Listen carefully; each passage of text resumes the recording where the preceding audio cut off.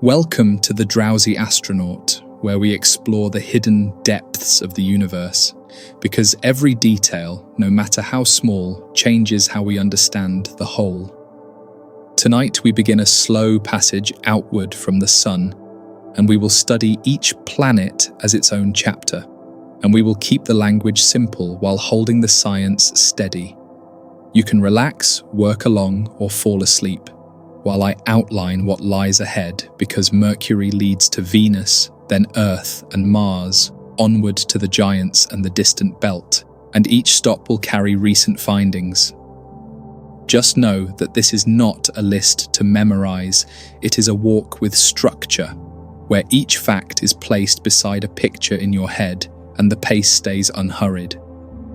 We will note the heat, the cold, the gases, and the rock, and we will notice how orbits set rhythm and how light sets mood without rushing the details.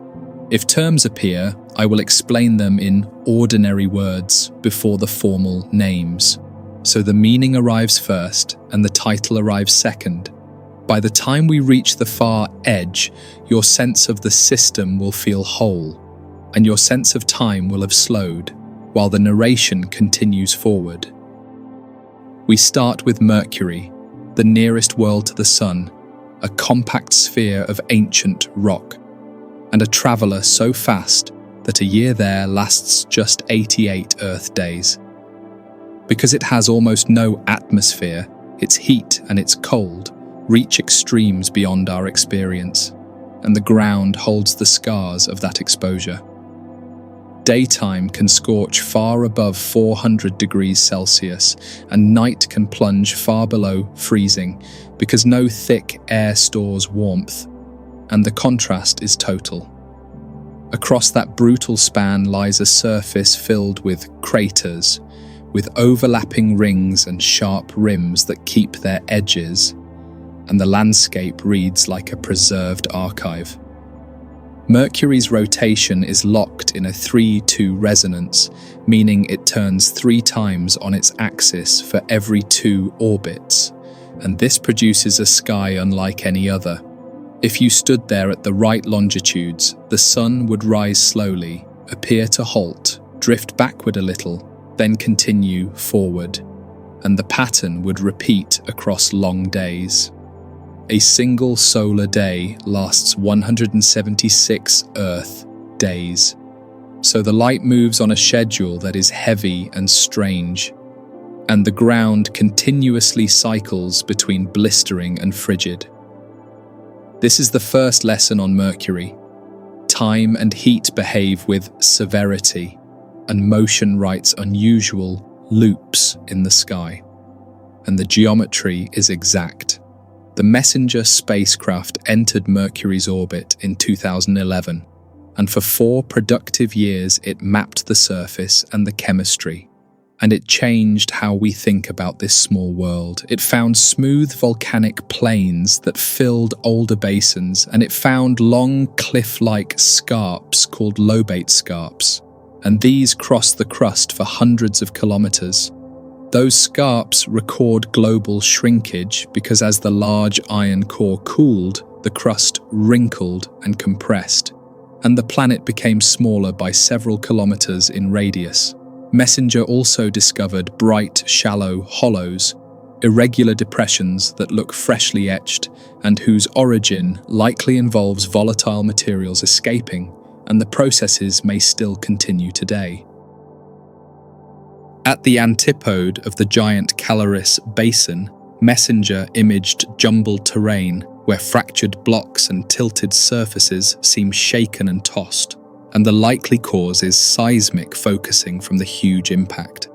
Caloris itself is a vast impact structure over 1,000 kilometers wide, with rings and fractures that speak to the violence of early history, and the plains around it later filled with lava.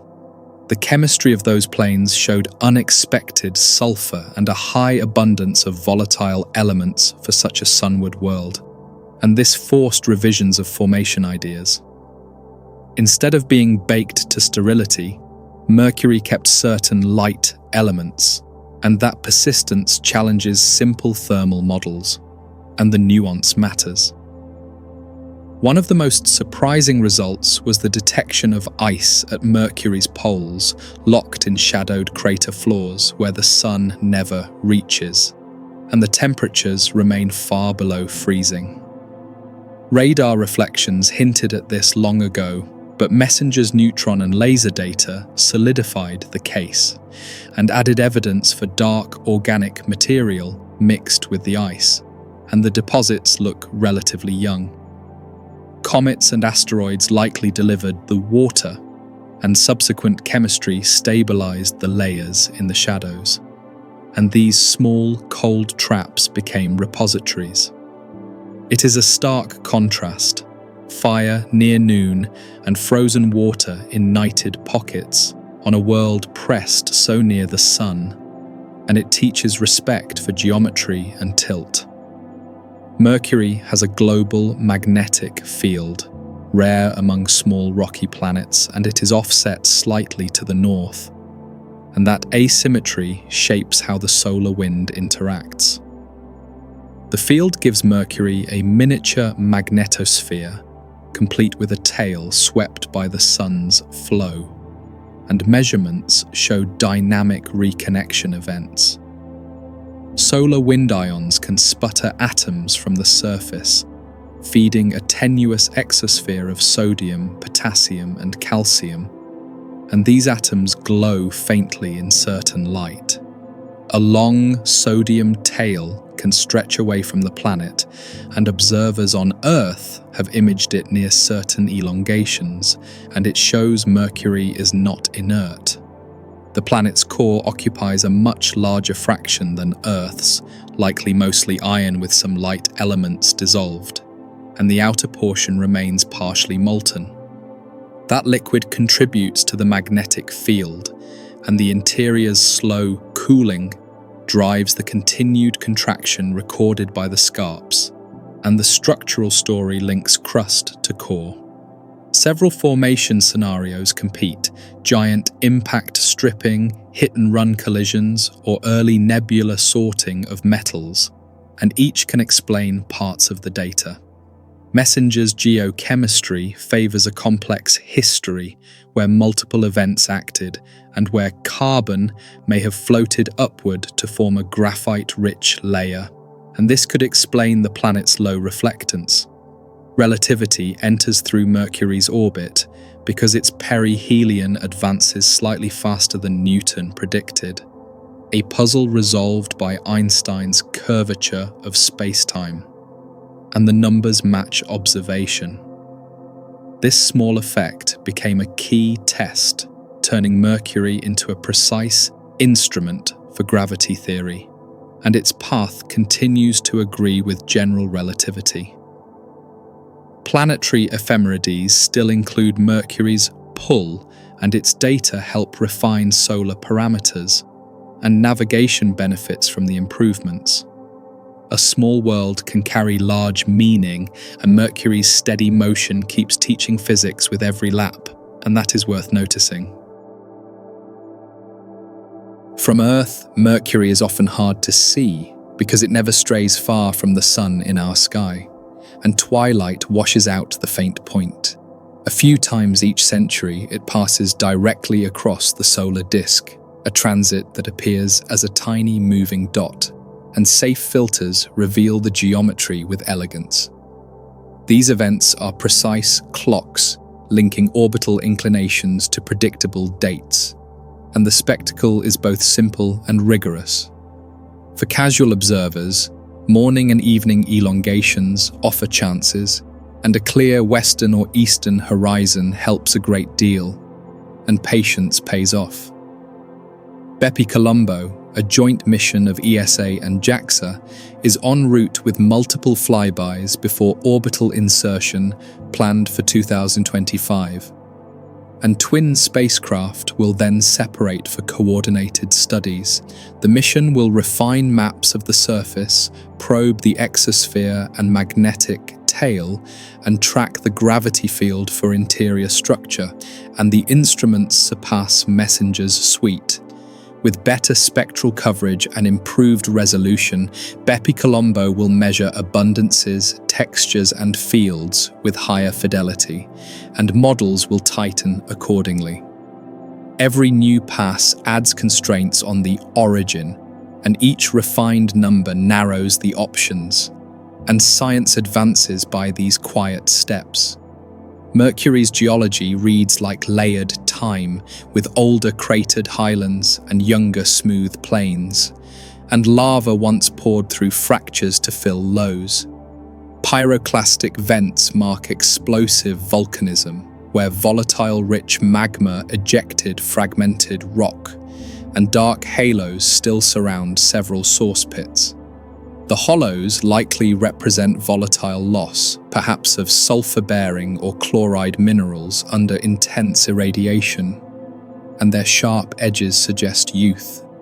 Scarps cut across craters and plains alike, showing that contraction persisted after many impacts, and the entire crust accommodated the shrinkage. The exosphere is so thin that atoms rarely collide, they follow ballistic hops or escape entirely into interplanetary space, and sunlight can push on sodium to extend the tail. Micrometeoroid strikes and ion-sputtering free atoms, while photon-stimulated desorption releases sodium under ultraviolet flux, and the balance forms a variable cloud. Spacecraft saw day-night and seasonal changes tied to orbital position and to magnetic conditions, and the variability is now a subject of its own.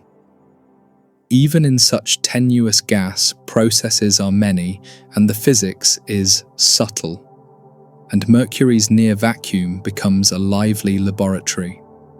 Because of its proximity, Mercury absorbs intense energy, and the regolith matures under radiation and bombardment, and optical properties evolve with time.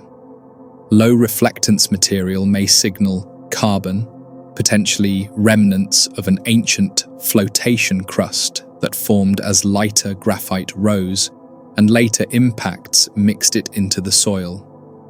If carbon truly darkens wide areas, then Mercury's first crust was chemically peculiar compared to Earth's, and early differentiation took a different path. This fits a world with an oversized core and a history of losses, where building and stripping alternated under violence, and the final outcome is what we see. From a systems view, Mercury anchors the inner architecture, helping set resonances and long-term stability, and subtle tugs echo across ages. Its small mass and quick orbit still add to the swarm of gravitational terms that shape the others, and the full integration includes them all.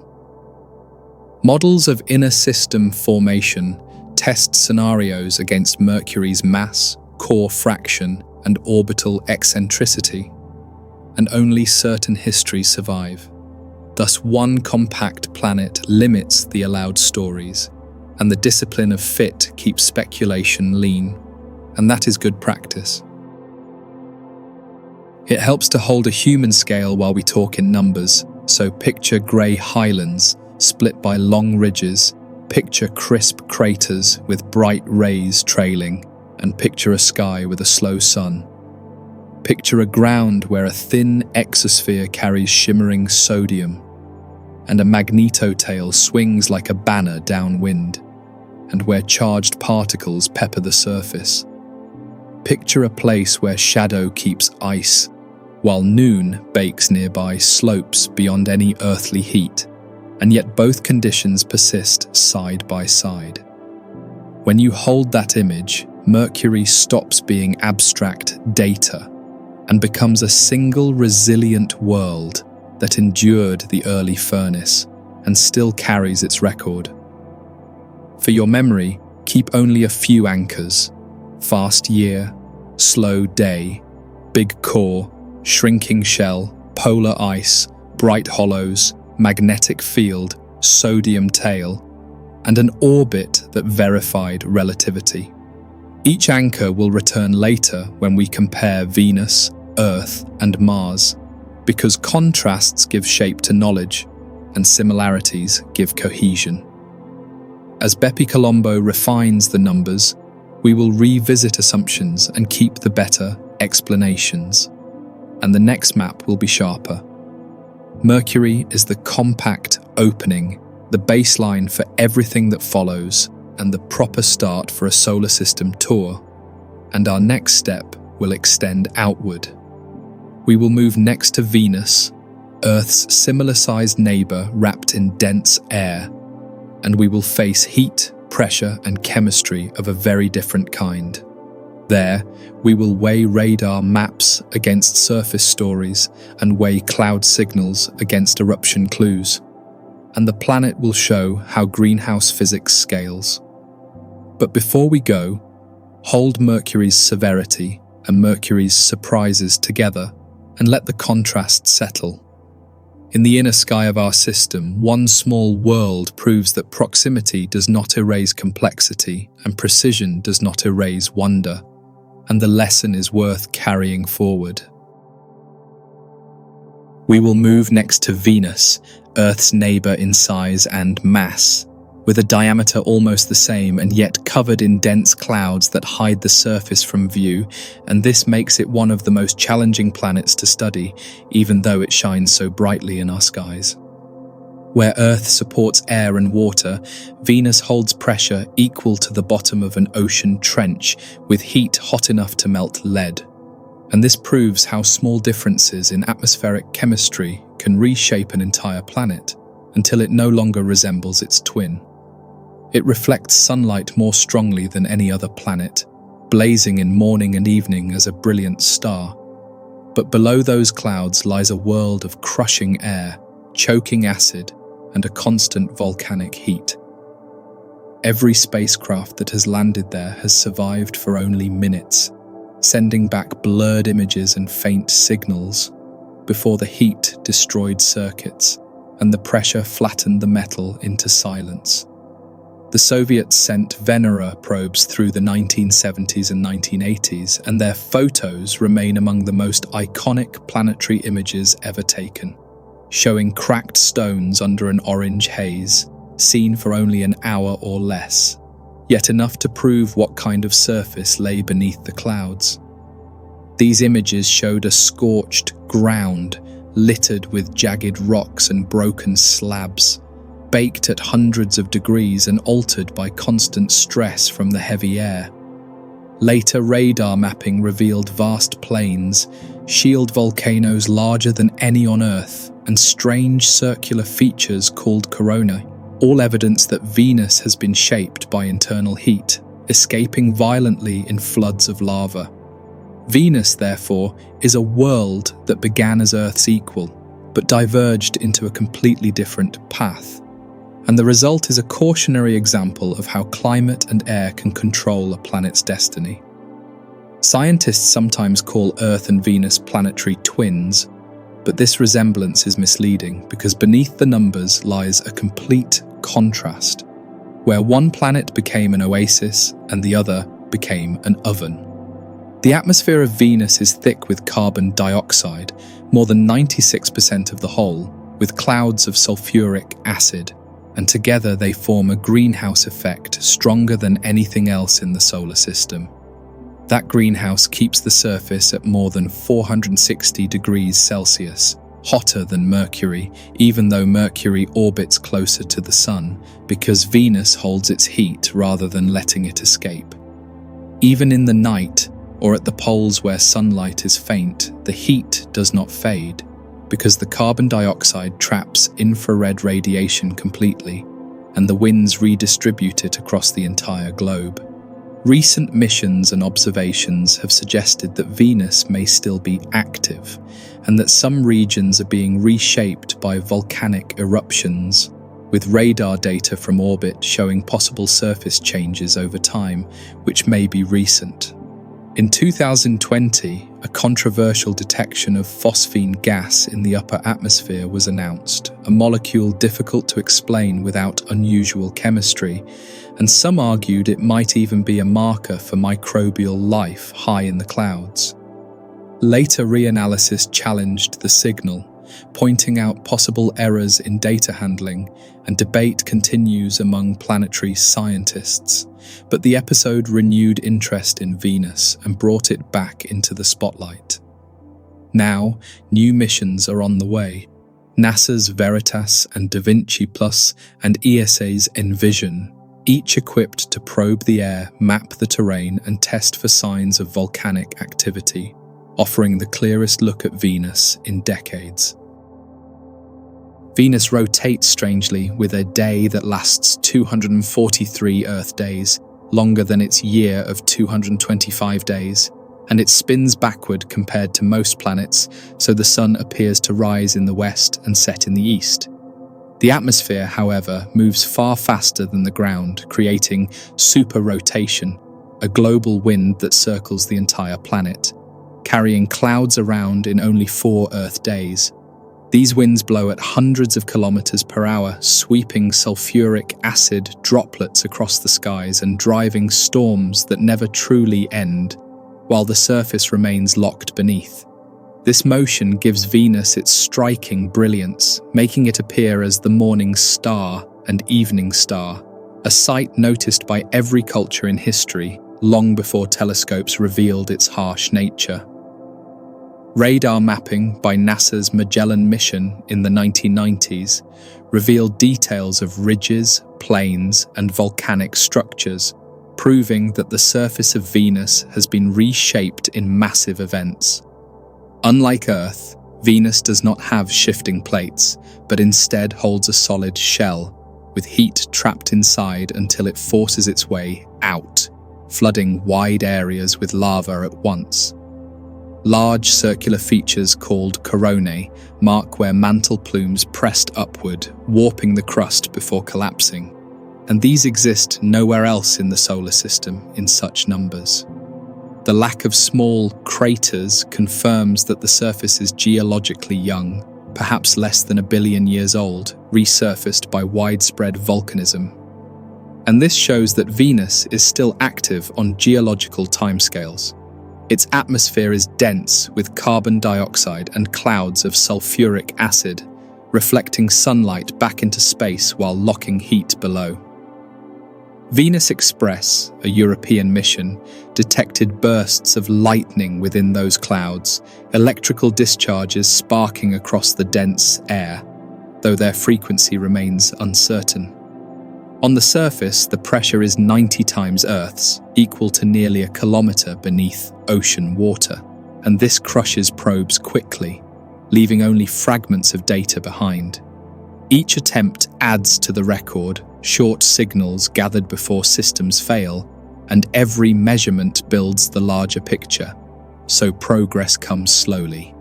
Some models suggest Venus may once have held shallow oceans, and liquid water could have lasted for hundreds of millions of years before runaway greenhouse warming stripped it away.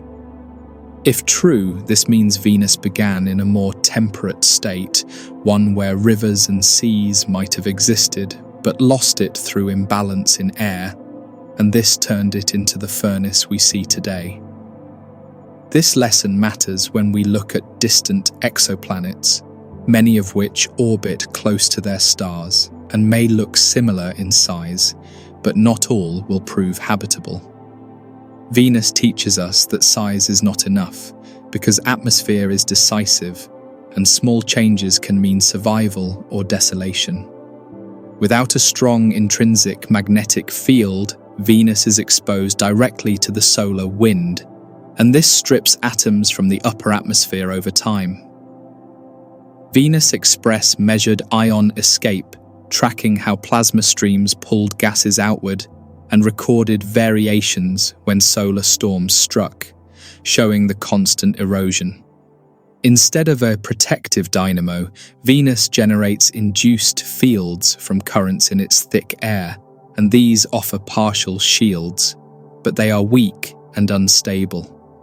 This process explains why lighter gases, such as hydrogen, have vanished while carbon dioxide remains, and why the chemistry is so unbalanced, a permanent record of loss. Venus has long been bright in human eyes, known as the morning and evening star, and countless cultures named it as a goddess or beacon. Even today it gleams low on the horizon, its light steady and strong enough to cast faint shadows in very dark conditions, a remarkable effect for a planet. Through a telescope, however, it appears only as a hazy disk, showing phases like the moon but no surface details since clouds block all. Knowing what lies below gives its glow a heavier meaning, for the beauty hides an inferno and brilliance hides destruction. As we move outward, Venus stands as a planetary lesson, proving that equal size does not guarantee equal fate, and that climate can turn one twin into an opposite. The greenhouse effect here is not speculation, but direct evidence, and the effect is total, reshaping the planet permanently until the surface is locked in fire. This is why scientists study it carefully, because Earth's climate is also dependent on balance, and our future is tied to delicate gases, a warning carried in every image of Venus. Its extremes are sobering, but also useful, because they give us models to test and scenarios to compare, so that we understand both danger and resilience. Future missions will refine these questions, sending probes through the air and orbiters around the globe, each with sharper tools, capable of mapping the surface and reading chemical fingerprints. NASA's Da Vinci Plus will plunge through the atmosphere, measuring gases from top to bottom, while Veritas will create global radar maps, able to detect volcanic reshaping in detail. ESA's Envision will join, adding spectroscopic views and atmospheric monitoring, and together these missions will transform knowledge, building the clearest picture of Venus we have ever had.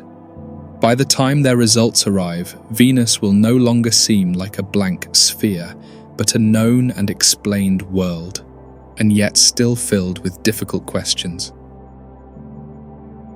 We now arrive at Earth, the only world known to hold life, and the only planet we can call home, and that truth alone makes it unique among all that we have studied. Its oceans cover more than 2/3 of the surface, balancing the air above with water below, and together they form the climate which has supported life for billions of years. The air itself is a delicate blend of oxygen and nitrogen, with trace gases that keep heat in balance, and without it, Earth would be frozen or scorched. Life depends on that air and water, but also on the sun, whose steady light has given this planet the exact range where liquid oceans can last. And this is the heart of the habitable zone. The continents rise from these oceans as massive plates, moving slowly across the mantle and colliding or drifting apart, and this ongoing tectonic motion shapes mountains and valleys across ages. Volcanoes release gases that renew the atmosphere, and earthquakes mark the shifting boundaries, and all of it ties the surface to the hidden mantle. This dynamic system keeps the crust relatively young, recycling rock and soil into new forms, while driving the evolution of landscapes in cycles of destruction and renewal. Unlike Mercury or Venus, which are geologically rigid, Earth has an active cycle, and that cycle preserves balance between ocean, rock, and air, sustaining long-term habitability. The Moon orbits as Earth's permanent companion, shaping tides and stabilizing the planet's axial tilt, and its presence may be one reason why life could flourish. Without the pull of the Moon, Earth's axis might wander, and climates would shift wildly, producing unstable environments across millions of years. The daily tides created by lunar gravity have influenced coasts, estuaries, and even early life, encouraging migrations between sea and land.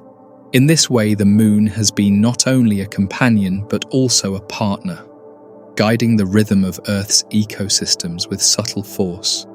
The Moon itself carries scars of its ancient origin, born from a giant collision between Earth and a large body, when debris gathered into orbit 4.5 billion years ago. Its surface is marked by dark basalt plains called Maria, alongside brighter highland regions, and these contrasts reflect both volcanic flooding and violent impacts.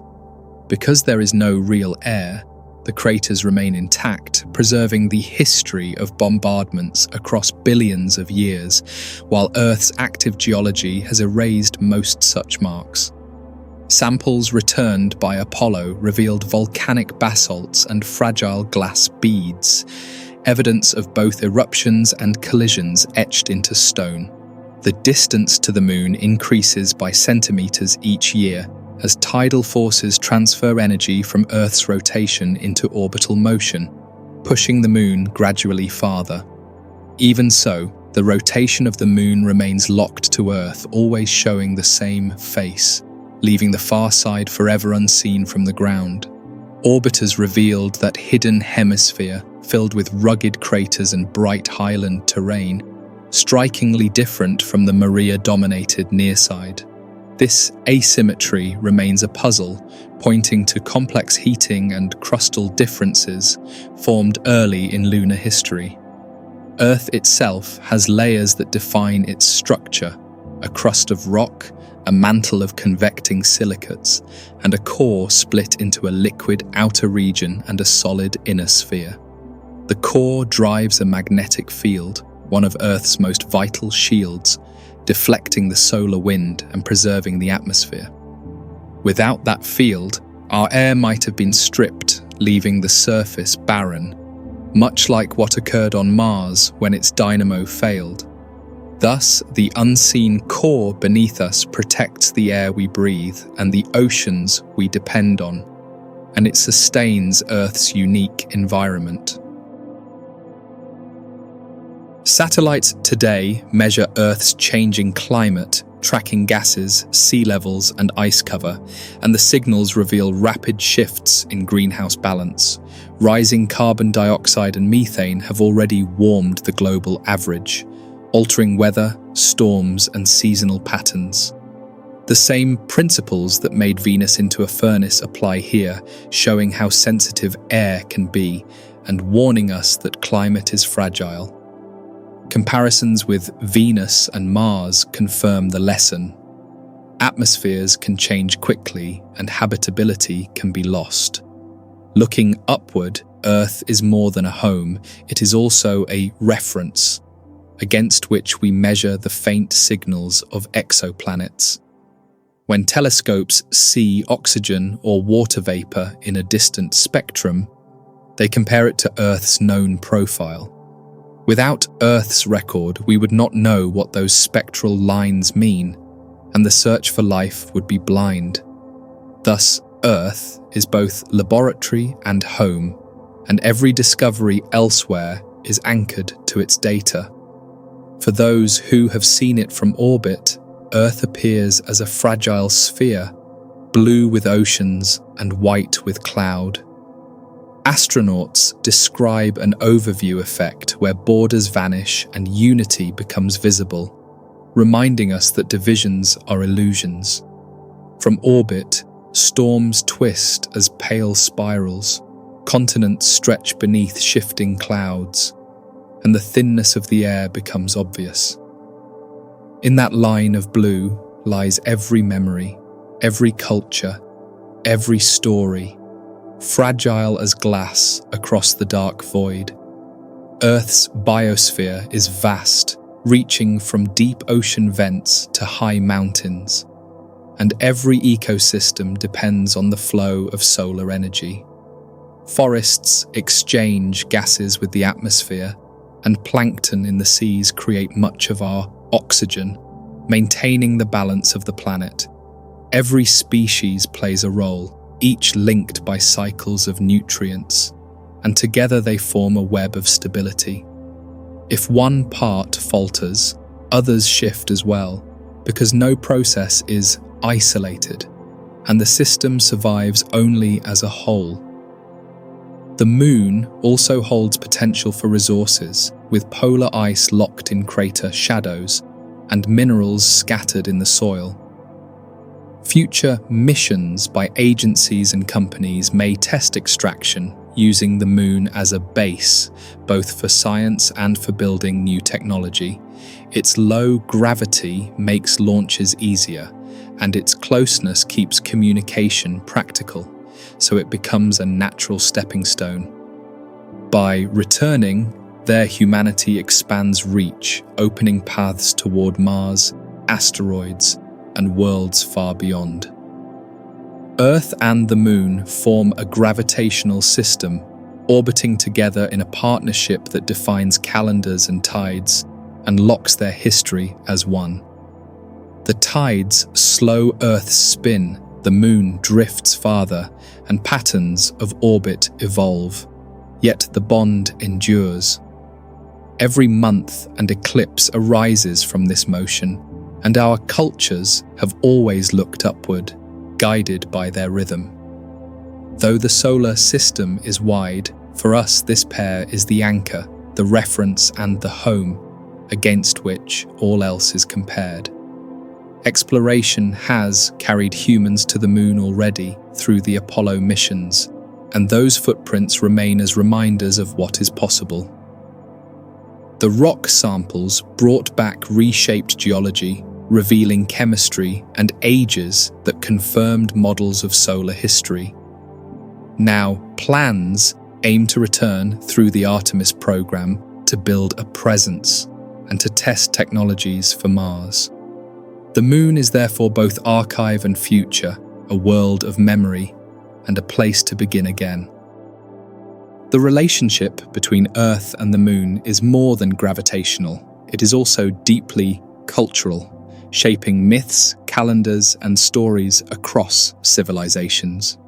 From ancient farmers who timed crops by lunar phases to sailors who read tides in coastal waters, humanity has always followed this partner in the sky.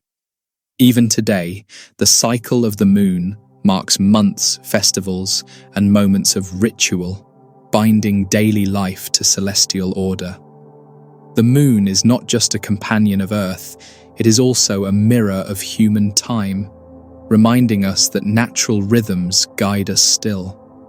The sky from the lunar surface looks very different, with no atmosphere to scatter sunlight, and so stars appear even during the day. Standing on the ground of the Moon, Earth would hang above the horizon as a steady globe, unmoving for billions of years. That globe would appear 4 times the size of the Moon we see from Earth, glowing with shifting colors, oceans, continents, and swirling storms all in view.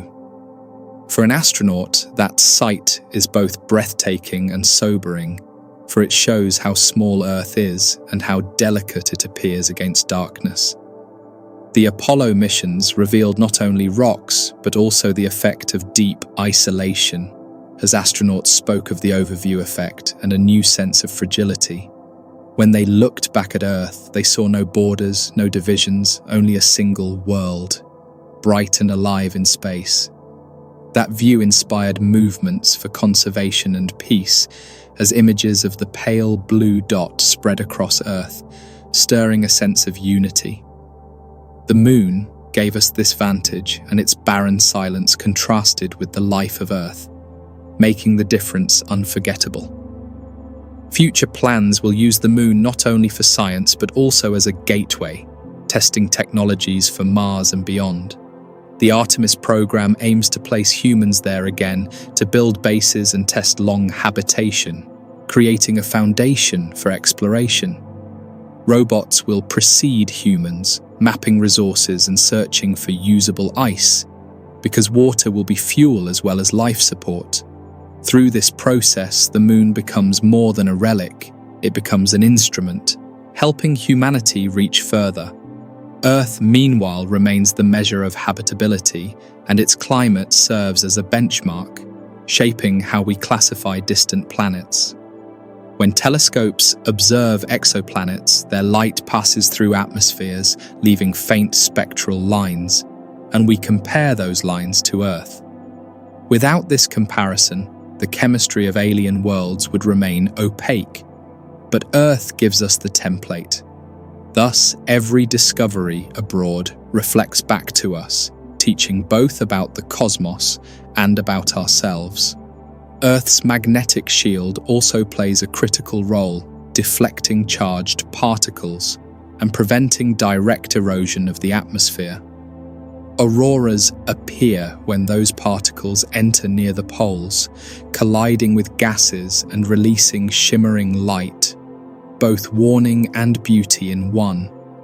The Moon has no such shield, and its soil carries traces of radiation and solar wind, making it a natural archive of space weather.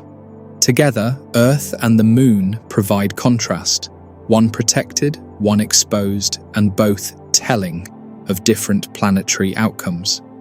The seas on Earth remain in constant motion, driven by winds and lunar tides, and their circulation stabilizes climate and supports ecosystems.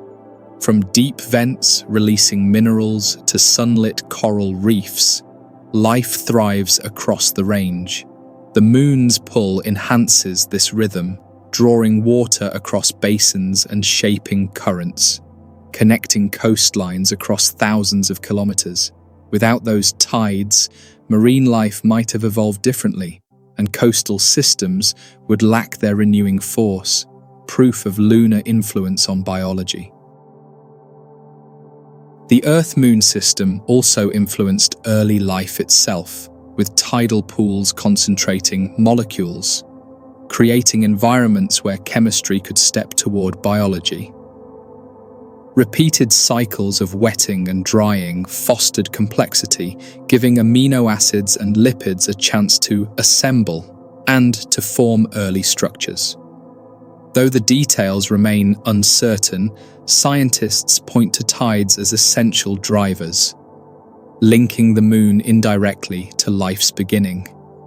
In this way, a distant collision billions of years ago that formed the Moon also shaped the conditions that allowed Earth to become alive. The comparison with other planets makes Earth stand out because none have both large moons and stable oceans, and none have a biosphere of similar scope. Mars has tiny satellites, Phobos and Deimos, but their pull is weak, and they will never steady its tilt as our Moon steadies Earth. Gas giants have many moons, some larger than our Moon, but their distance makes their effects local to those worlds, not stabilizing to Earth-like planets. Thus, Earth's partnership with the Moon is rare, and it may be a key reason why life could endure over billions of years. When we think of Earth today, we see it as both a home and a model, and we measure all others against it. The Moon is part of that model, the control in an experiment, showing what happens to a rocky body without air or magnetism. By pairing Earth and the Moon, scientists test ideas about geology, climate, and habitability, and refine theories about formation. Each sample brought back and each observation made extends our knowledge and deepens the bond between the two worlds. The future of this partnership continues with telescopes watching Earth's air and spacecraft measuring lunar dust and polar shadows. Together, they remind us that exploration is not only about reaching outward, but also about understanding inward into what made Earth unique. The cycle of tides will go on, the Moon will drift further, and eclipses will change, but the influence will remain. In every era, the Moon will be overhead, the Earth will be beneath, and the link will endure, tying human life to cosmic rhythm. We now turn to Mars, a smaller world than Earth yet larger than Mercury, and for centuries it has captured human imagination as the most Earth-like of the other planets. Its surface is marked by deep valleys and vast volcanoes, and its thin air leaves landscapes exposed to space, making it a world of striking features and silence. Astronomers once wondered if canals crossed its terrain, and artists filled visions with civilizations. But modern spacecraft reveal a colder truth. Mars offers hints of water and chemistry, and it holds puzzles that keep scientists searching, making it a frontier between barren rock and possible past life. The atmosphere of Mars is thin, composed mostly of carbon dioxide, less than 1% of Earth's pressure at the surface. Because of this thinness, heat escapes quickly and liquid water cannot remain stable, instead forming frost, ice, or vapor. Dust storms sweep across the planet, sometimes growing until they cover the entire globe, dimming sunlight for weeks. These storms are driven by solar heating and fine dust lifted into the air, turning the planet into a shifting canvas of ochre.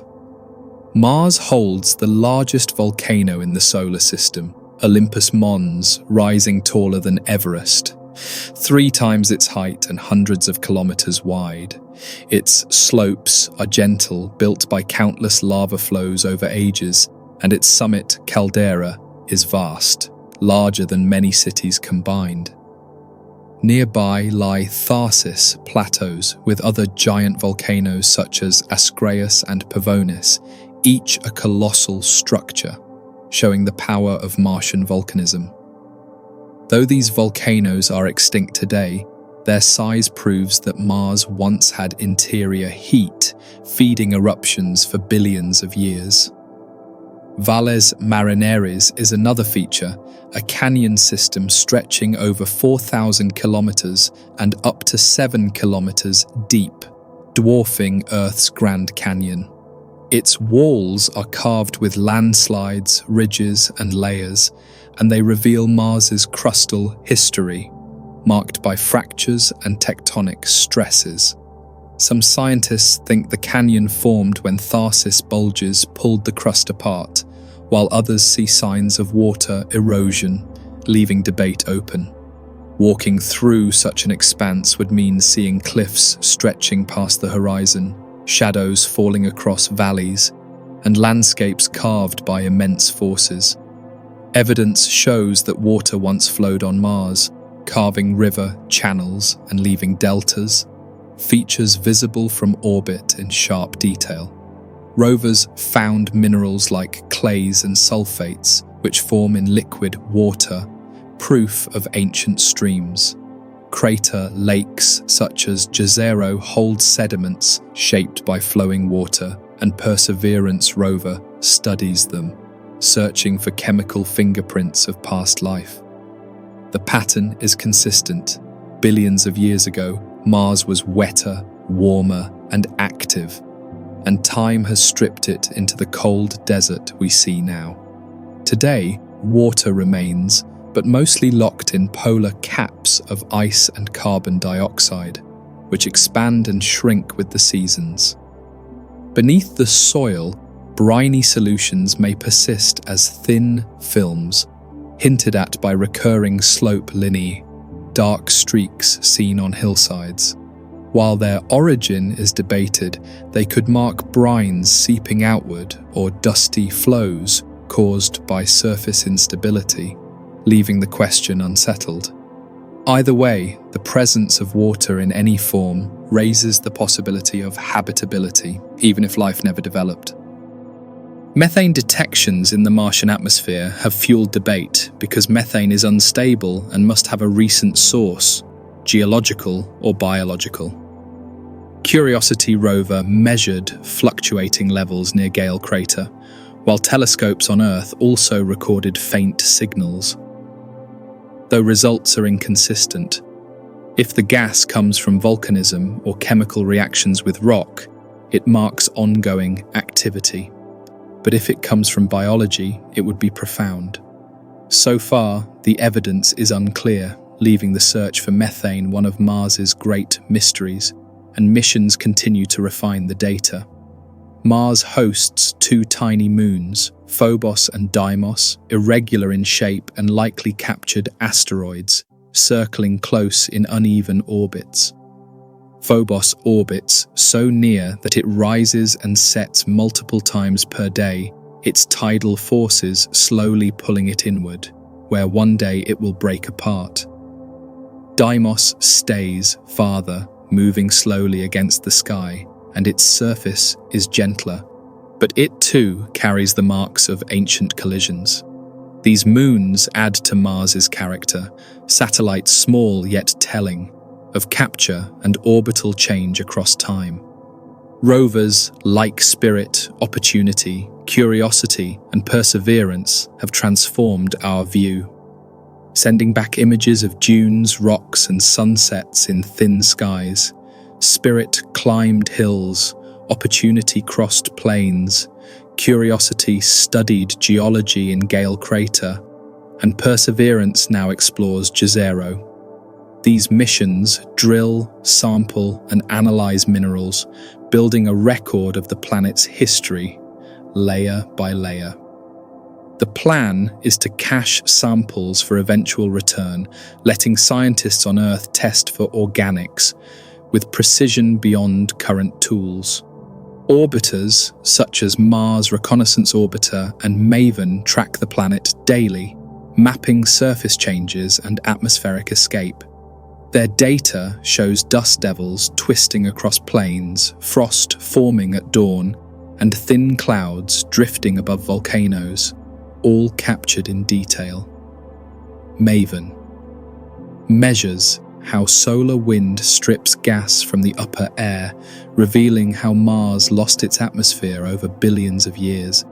The results show that without a magnetic field, gases escape and climate collapses, turning warm water worlds into deserts. Mars teaches us about planetary habitability, offering both hope and caution, for it holds features of life's cradle and of barren decline in one landscape. If life ever began there, even as microbes, its fate shows how fragile beginnings can be, dependent on long-term balance. Earth remains a rare success story, while Mars became a frozen desert, a lesson for us to heed in our own management of climate. Exploration seeks not only to know Mars itself, but to reflect on Earth and to remind us how narrow the conditions for life can be. The dream of sending humans to Mars has grown for decades, fueled by technology and imagination, and plans continue to advance. Missions would face challenges of radiation, distance, and dust, along with psychological strain for months of isolation. Still, agencies prepare test habitats, propulsion systems, and closed-loop life support to make such voyages possible. If humans one day step on Mars, the view of Earth rising as a small dot in the sky will rival the Apollo perspective from the Moon. Mars remains a frontier, neither lifeless certainty nor living proof, but a threshold awaiting answers. Every sample tested, every rover drilled, every image mapped adds a piece to the puzzle. In each layer of sediment lies a question of climate, and in each frozen valley lies a record of change, preserved for ages. Mars waits as both a geological archive and a potential biological window, and its secrets are still unfolding. We now come to Jupiter, the largest planet in the solar system, and the world whose size and gravity shape the orbits of countless others. Its mass is more than twice that of all the other planets combined, and its presence defines stability across billions of years. Jupiter acts as both protector and influencer, deflecting comets, steering asteroids, and shaping paths, while its sheer scale makes it a natural anchor. To study Jupiter is to study the giant's role, for its history is tied to the survival of Earth itself. The atmosphere of Jupiter is a vast ocean of hydrogen and helium, layered with clouds of ammonia, methane, and water ice. Bands stretch across the visible disk, colored by complex chemicals and subtle interactions, and each band marks a jet stream moving at hundreds of kilometers per hour. The Great Red Spot is the most famous feature, a storm larger than Earth spinning for centuries, its reddish hues created by unknown chemistry, and its persistence marks the planet's deep energy.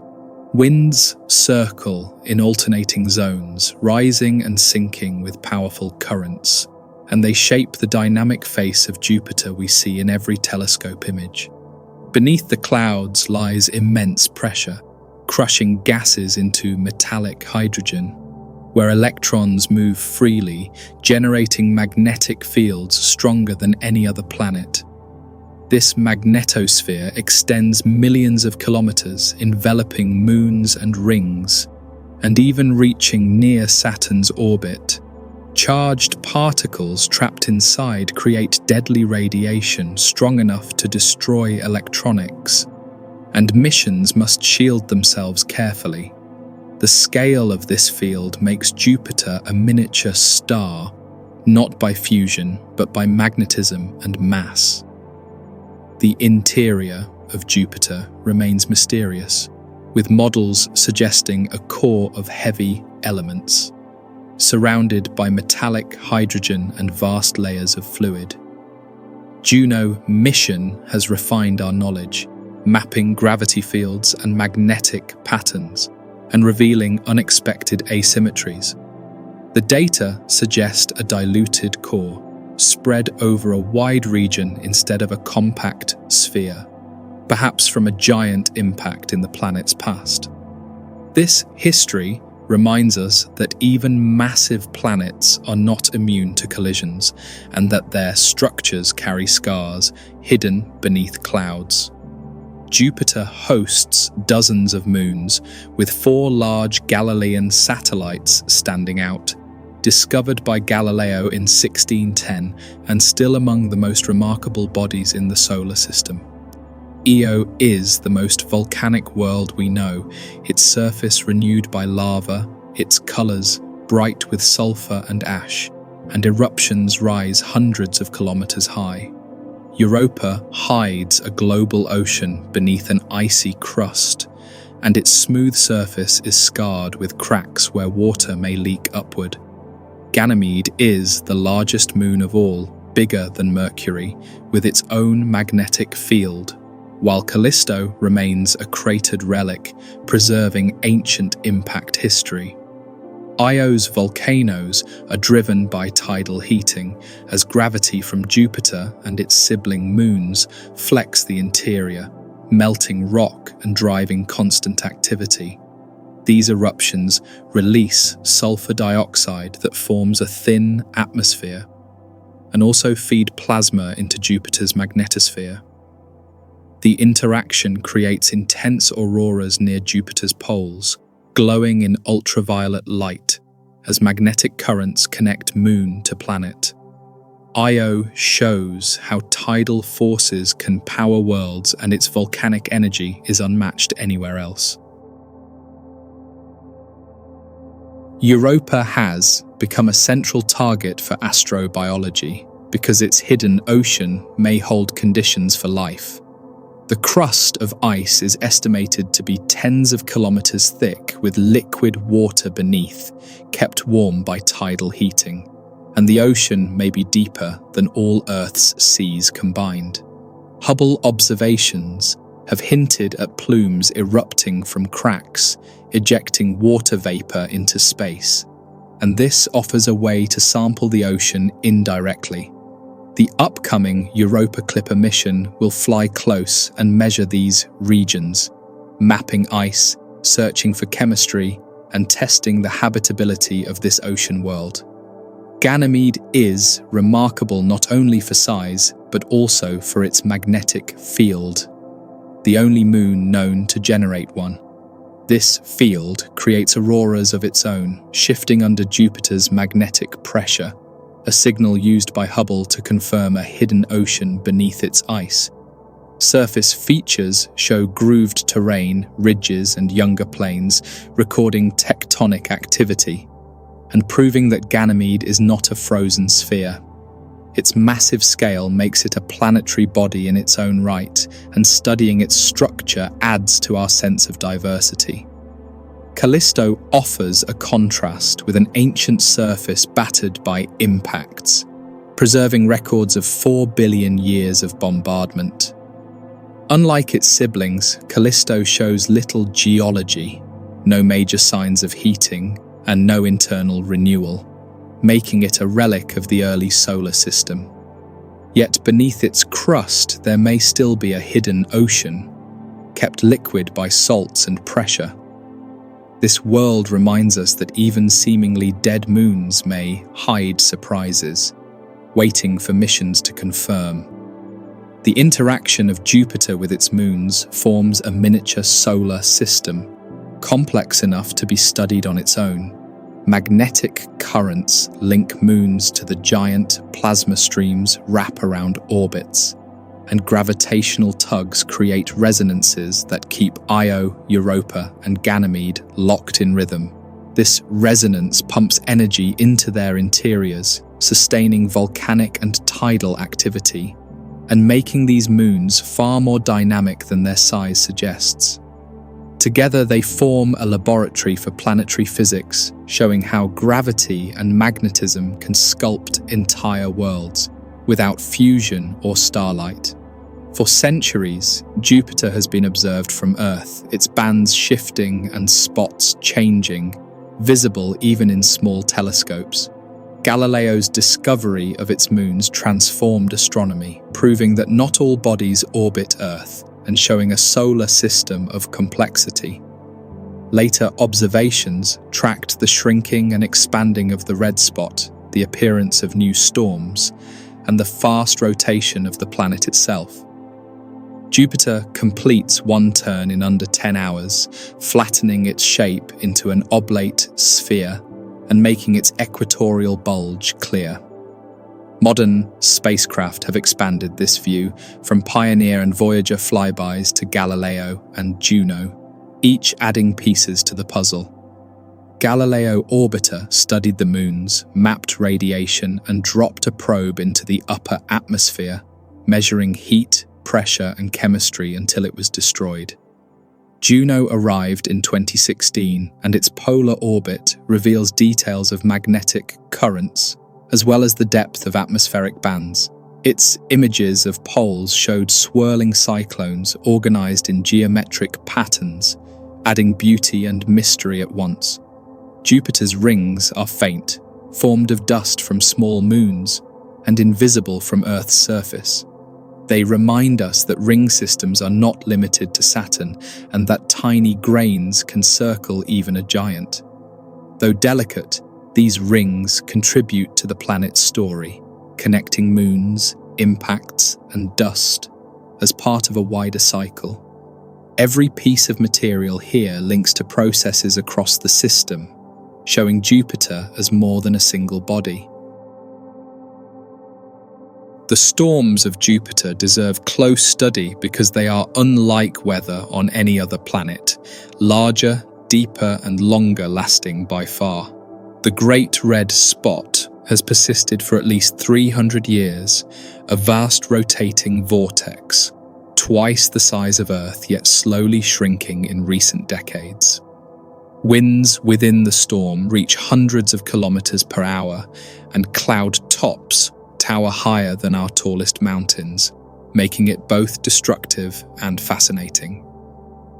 Around the red spot are smaller ovals, white storms, and dark barges, each interacting in a system that never rests.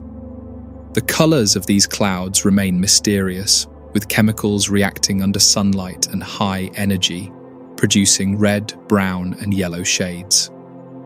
Scientists suspect that sulfur or complex hydrocarbons may form these tones, but no single answer has solved the puzzle. Above the main bands, Jupiter also has thin hazes and auroras near the poles, glowing in ultraviolet light as currents stream from Io. The planet is a living laboratory of physics, where chemistry, motion, and magnetism all combine, revealing patterns of immense scale. The auroras on Jupiter are far more powerful than those on Earth, shining constantly, not just during storms. They form where magnetic field lines guide particles, bombarding the atmosphere with energy and creating light in invisible wavelengths. Telescopes record these emissions, and spacecraft confirm the currents, showing a magnetosphere alive with plasma. The interaction of Jupiter with Io and Europa feeds this system, making auroras a planetary signature, stronger than any on Earth. The radiation near Jupiter is intense, lethal to unshielded electronics, and it defines the difficulty of exploration. Galileo orbiter faced damage from this field, its instruments slowly degrading, its memory corrupted by charged particles, though it still returned historic data. Juno survives by diving quickly through belts with careful orbits and hardened designs. Balancing safety with science, any future human mission to its moons must contend with this radiation, planning bases beneath ice or in shadowed refuges. The Galilean moons remain central, each carrying a piece of the puzzle of planetary diversity, and together forming a system within a system. Io proves tidal heating can outmatch radioactivity, driving constant volcanoes, while Europa demonstrates oceans hidden beneath ice. Ganymede shows how even moons can generate fields, hinting at dynamo action inside, and Callisto preserves the oldest scars of bombardment. Taken together, these four worlds show how one giant planet can host environments of fire, ice, magnetism, and memory, all in orbit.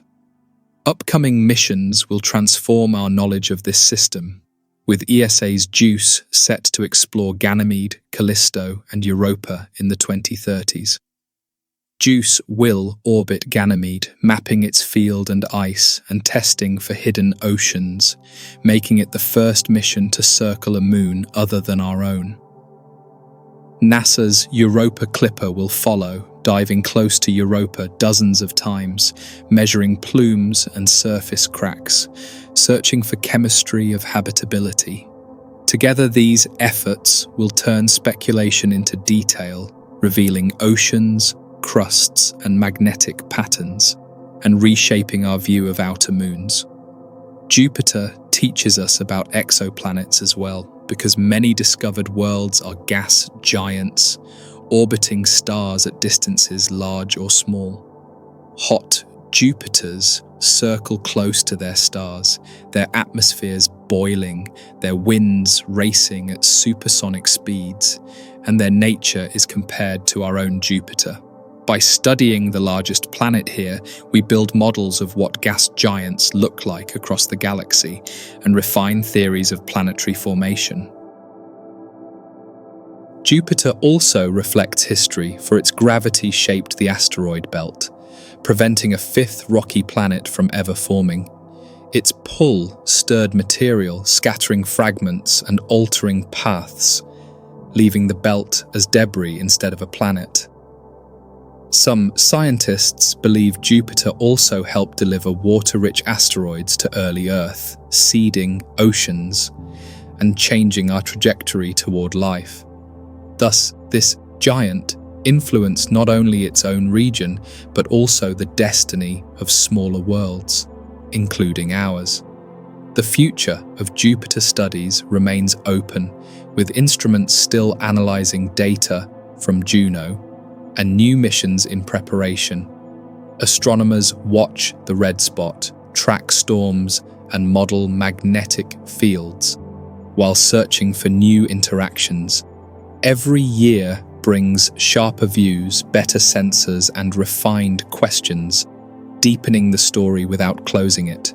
Jupiter remains a subject where each answer creates more mysteries, and where science and wonder merge. To pause here is to recognize Jupiter's role as a giant, a planet both violent and stabilizing. Its storms rage, its magnetosphere hums, its moons shift in gravitational dance, and yet the system remains ordered. In every image, we see color and pattern, and in every measurement, we find depth, from chemistry to magnetism. As we turn outward toward Saturn, we carry Jupiter's lessons about scale, balance, and the reach of gravity. We now turn to Saturn, the ringed giant that has fascinated human eyes for centuries, glowing pale yellow in the sky, a planet wrapped in elegance. Its rings made it famous, wide and bright, stretching across hundreds of thousands of kilometers, though they are only meters thick in most places. The sight of Saturn through even a small telescope is unforgettable, a planet surrounded by bands of icy particles, each circling at its own speed in a delicate balance. For astronomy itself, Saturn has always been a symbol of order and beauty, a cosmic structure made of rock, dust, and frozen light. The rings are composed mostly of water ice, mixed with darker dust and rocky material, and they shine brilliantly by reflecting sunlight. Each ring is made of billions of pieces, ranging from grains smaller than sand to boulders the size of mountains, and collisions among them constantly reshape the patterns. Gaps appear where moons create resonances, pulling material away or locking it in rhythm, forming sharp edges and empty lanes. The Cassini mission studied these details for over a decade, revealing hidden structures and fine waves, proving the rings are alive with motion. Saturn itself is another gas giant made mostly of hydrogen and helium, though less dense than Jupiter, with an average density lower than water. This means that if Saturn could be placed in a giant ocean, it would float. Though such a thought is symbolic rather than real, its winds reach up to 1,800 kilometers per hour, faster than any other planet, and clouds stretch in pastel bands across the disk. The hexagon at the North Pole is one of Saturn's strangest features, a six-sided jet stream swirling endlessly, first revealed by Voyager and later by Cassini. The atmosphere of Saturn is layered with ammonia, methane, and hydrogen, producing subtle yellows, golds, and browns instead of Jupiter's vivid reds. Storms erupt periodically, wrapping around the entire planet in bands, leaving scars that persist for months or years. These storms are tied to deep convection and latent heat, releasing energy from Saturn's interior and showing that the planet is not quiet beneath the clouds. The climate is ever-changing, driven by sunlight, by seasons, and by rotation, and the winds continue without end. Saturn's magnetic field is strong, though weaker than Jupiter's in relative terms, and it forms auroras at the poles. Cassini measured currents and plasma interactions shaped by solar wind and by moons like Enceladus, which contribute material into the magnetosphere. The field rotates nearly aligned with the axis, unlike Jupiter's tilted geometry, making Saturn unique in its magnetic orientation. Its magnetosphere captures particles, drives radiation belts, and shapes auroras, glowing with energy far above the rings. Among Saturn's many moons, Titan is the largest and second only to Ganymede in the solar system, but unique in ways unmatched. Titan possesses a dense nitrogen atmosphere, thicker than Earth's, laced with methane and organic compounds, and it hides its surface under orange haze. On that surface, rivers and lakes of liquid methane and ethane flow, carving valleys and pooling into seas, forming an alien cycle like Earth's water system. Cassini's radar pierced the haze, mapping continents, dunes, and seas, proving Titan is active with weather, chemistry, and surface change. Titan's hydrology is built not on water but on liquid methane, evaporating, raining, and filling lakes under a distant sun. Seas stretch across the polar regions, some larger than Earth's Great Lakes, their surfaces smooth as glass. Clouds form and rains fall, carving channels across dunes of organic sand, sculpted from complex hydrocarbons settling out of the air. This world is the only moon with such activity, an alien twin to Earth's own cycle, familiar yet profoundly different. Titan's chemistry interests astrobiologists because sunlight and particles drive complex organic reactions, producing molecules essential for prebiotic conditions. Cassini's Huygens probe descended through the atmosphere in 2005, transmitting images of icy rocks and channels of runoff. This descent remains one of the most dramatic explorations ever, the only landing on a world beyond Mars, revealing an orange landscape under thick skies. The future Dragonfly mission will fly across Titan using rotors to explore, testing chemistry, searching for complexity, and expanding our sense of habitability. Another moon, Enceladus, became one of Cassini's greatest surprises. A small icy body with geysers blasting water vapor into space. These plumes erupt from cracks near the South Pole, carrying water, salts, and organics, evidence of a subsurface ocean beneath the crust. Cassini flew through these plumes multiple times, sampling particles and detecting complex molecules, suggesting hydrothermal vents at the ocean floor. Enceladus instantly rose to the top of targets for astrobiology, a tiny world with oceans, and a direct window into potential habitability. The ocean of Enceladus is global, kept liquid by tidal heating, as Saturn's pull flexes the moon's interior. Hydrothermal activity may provide energy, minerals, and chemistry similar to deep-sea vents on Earth, where life thrives without sunlight.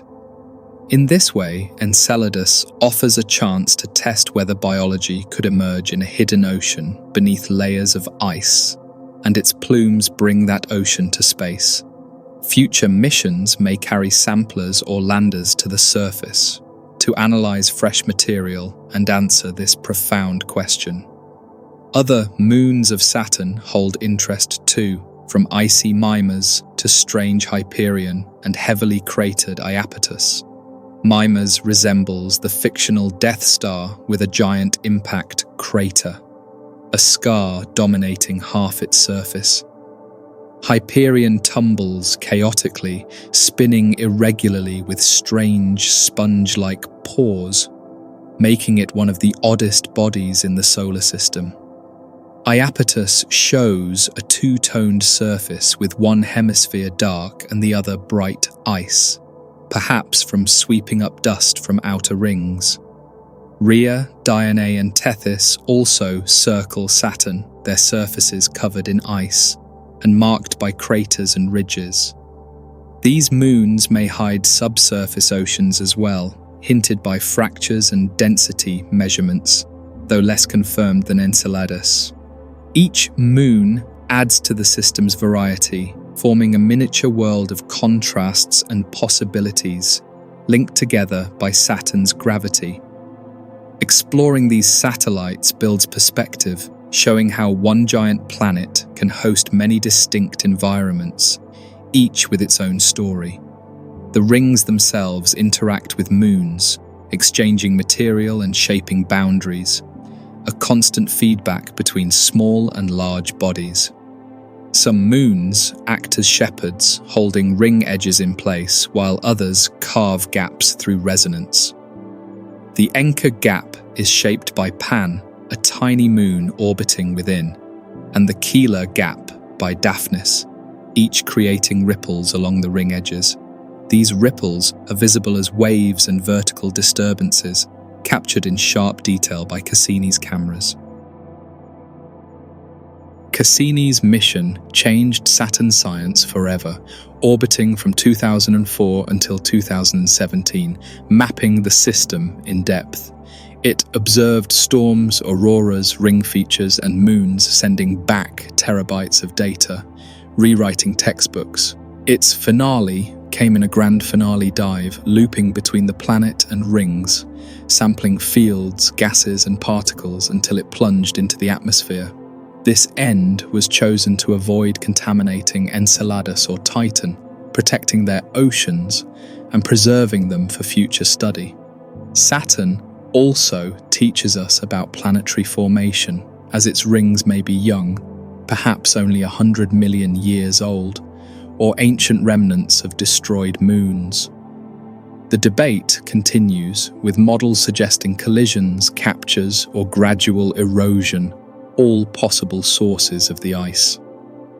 Studying Saturn's system helps refine models of how gas giants evolve and how moons and rings are linked in their stories. Each answer opens more questions, showing the richness of planetary science and the complexity of natural histories. In culture, Saturn has long been tied to myths of time and cycles, seen as a distant wanderer, marking the slow boundary of the visible planets. Before telescopes, it was the edge of known reality, the farthest light in the night sky, and its symbolism persists in memory. Now, science has replaced myth, yet the fascination remains because Saturn is both a world and a system, a place of rings, moons, and mysteries. It stands as a reminder that beauty can be explained yet still remain moving, and that study deepens wonder rather than reducing it. To pause here is to hold Saturn in mind, with its rings shining, its moons orbiting, its storms circling, and its fields extending into space, all woven together. The giant is both serene and violent, stable in orbit, yet dynamic in motion, a balance between permanence and change. As we prepare to drift farther outward, Saturn remains the image of cosmic elegance, a world that shows how diversity emerges under gravity. Our next step will carry us to Uranus, tilted and pale, a stranger among the giants, waiting with its own quiet surprises. We now reach Uranus, a pale blue giant that rolls on its side in space, tilted so far that its poles face the sun while its equator lies nearly vertical. This tilt of 98 degrees is unlike any other planet, and it means seasons last decades, with one pole in sunlight and the other in shadow. The reason for this tilt is still debated, perhaps from a colossal impact, when Uranus was young and vulnerable to collisions. Whatever the cause, the tilt defines Uranus's identity, setting it apart in both motion and climate. The color of Uranus comes from methane in the upper air, absorbing red light and reflecting blue and green. Its appearance is calm compared to Jupiter or Saturn, with few visible bands, though hidden storms may stir beneath the haze. For decades, astronomers thought Uranus was nearly featureless, a smooth disk. But spacecraft and new telescopes revealed subtle details. Infrared images showed faint belts, polar hoods, and even large storms, proving that the planet is not as quiet as it seems.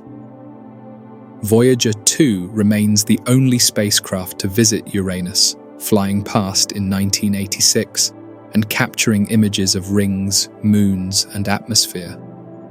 The rings are dark, narrow, and thin, far fainter than Saturn's but still distinct, orbiting in sharp arcs around the planet. Some moons shepherd these rings, keeping particles confined by gravity, while others create faint dust bands farther out. Voyager's encounter was brief but historic, offering the only close views of this world, and leaving questions that remain unanswered. Uranus is classified as an ice giant, along with Neptune, because its interior holds ices of water, ammonia, and methane. Its structure differs from Jupiter and Saturn, with more heavy elements and less pure hydrogen and helium. The mantle is likely a hot slush of water and ammonia conducting currents and creating unusual magnetic fields. Indeed, Uranus's magnetic field is tilted and offset, unlike Earth's or Jupiter's, producing chaotic auroras and complex interactions with solar wind. The field of Uranus is not centered, shifted thousands of kilometers from the core, making its dynamics irregular. Auroras do form at the poles, but also wander across strange latitudes as magnetic lines twist unpredictably. This asymmetry challenges models of dynamos, forcing scientists to rethink how fields arise inside ice giants. Uranus, therefore, offers lessons about magnetism with patterns not seen in other planets and unique among the giants. The atmosphere is cold, with temperatures near -224 Celsius, making Uranus one of the coldest planets despite not being the farthest. This coldness is puzzling because Uranus emits little internal heat, unlike Jupiter and Saturn, which radiate more than they receive. Some suggest the tilted rotation may have disrupted heat flows or past impacts may have scattered its energy. Whatever the reason, Uranus radiates almost no extra heat, and this remains one of its enduring mysteries. The winds on Uranus are still powerful, reaching 900 kilometers per hour in the atmosphere, driving cloud bands invisible to most wavelengths. Infrared telescopes have revealed dark spots, faint storms, and shifting patterns, proof of deep energy moving beneath the bland exterior. Seasonal changes also play a role, with equinoxes and solstices creating vast contrasts, as poles swing from constant day to constant night. The long duration of these seasons, lasting decades, means Uranus evolves slowly, with effects spread over centuries, waiting for observation. The moons of Uranus are smaller than Jupiter's or Saturn's, but still rich with detail, 5 large ones and many smaller. Miranda is among the strangest, with cliffs, ridges, and patchwork terrain, as though it was shattered and reassembled. Its canyons are some of the tallest in the solar system, plunging kilometers down, carved by ancient forces, and frozen in silence. This moon shows that even small bodies can have dramatic landscapes, and it remains a puzzle of geology. Ariel is brighter, with signs of resurfacing ridges and valleys shaped by flowing ice, and it may have been active in the past. Umbriel is darker, marked with craters and a strange bright ring, perhaps from impacts or cryovolcanism. Titania is the largest moon of Uranus, with long canyons and icy faults, hinting at internal activity in deep history. Oberon is heavily cratered, scarred by impacts, and stained with dark material, a relic of the early system. The ring system of Uranus was discovered in 1977 when starlight briefly dimmed as the planet passed in front. Astronomers realized rings must exist, and Voyager confirmed their form, narrow and dark arcs of icy dust. These rings differ from Saturn's brilliant bands, instead subtle and hidden, visible only in backlighting or infrared. They reveal that Uranus, like Jupiter and Neptune, also carries rings, showing that such features are not unique to Saturn. The tilt of Uranus has strong consequences, making its poles experience decades of daylight, followed by decades of darkness. When Voyager flew past, one pole faced the sun, leaving the equator dim and cold. while now the planet approaches equinox again. This cycle means weather systems shift across hemispheres, altering bands and winds. In rhythms lasting lifetimes, future missions may observe full seasonal changes, capturing transformations across decades, something no single spacecraft has yet seen. Uranus is difficult to study from Earth, faint and far, requiring careful telescopes, though it can be seen with the naked eye under dark skies. Through binoculars, it appears as a tiny disk, pale green-blue, barely different, yet significant once known. Modern instruments like Hubble and ground-based observatories track storms and motions, but resolution is limited. A dedicated orbiter mission would transform understanding, mapping fields, moons, and interior, as Juno has done for Jupiter. Proposals exist for Uranus orbiters, targeting the 2030s or 2040s, part of future planetary science plans. Such a mission would measure composition, study magnetic dynamics, and map moons in detail.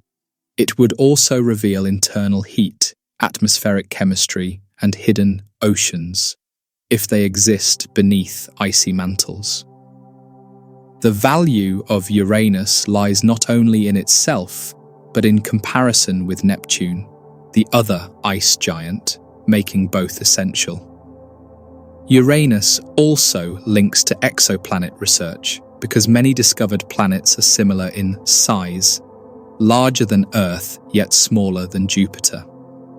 These sub-Neptunes dominate surveys, and Uranus offers a direct analogy, showing what such bodies may look like. By studying Uranus, we can test models of atmosphere, chemistry, and structure, and refine theories of planet formation. The connection between local and distant systems is crucial because Uranus provides real data, where distant planets give only light. The mystery of Uranus is its stillness, radiating almost no heat, unlike all other giants. Some think a massive impact dispersed its core, scattering energy and tilting the planet violently. Others suggest that internal layers insulate heat, trapping it deep while the surface remains cold. Whatever the truth, Uranus is a reminder that planets are diverse, and history leaves lasting scars, visible even billions of years later. We now arrive at Neptune, the farthest giant planet in the solar system, discovered not by chance through a telescope, but predicted by mathematics before it was seen.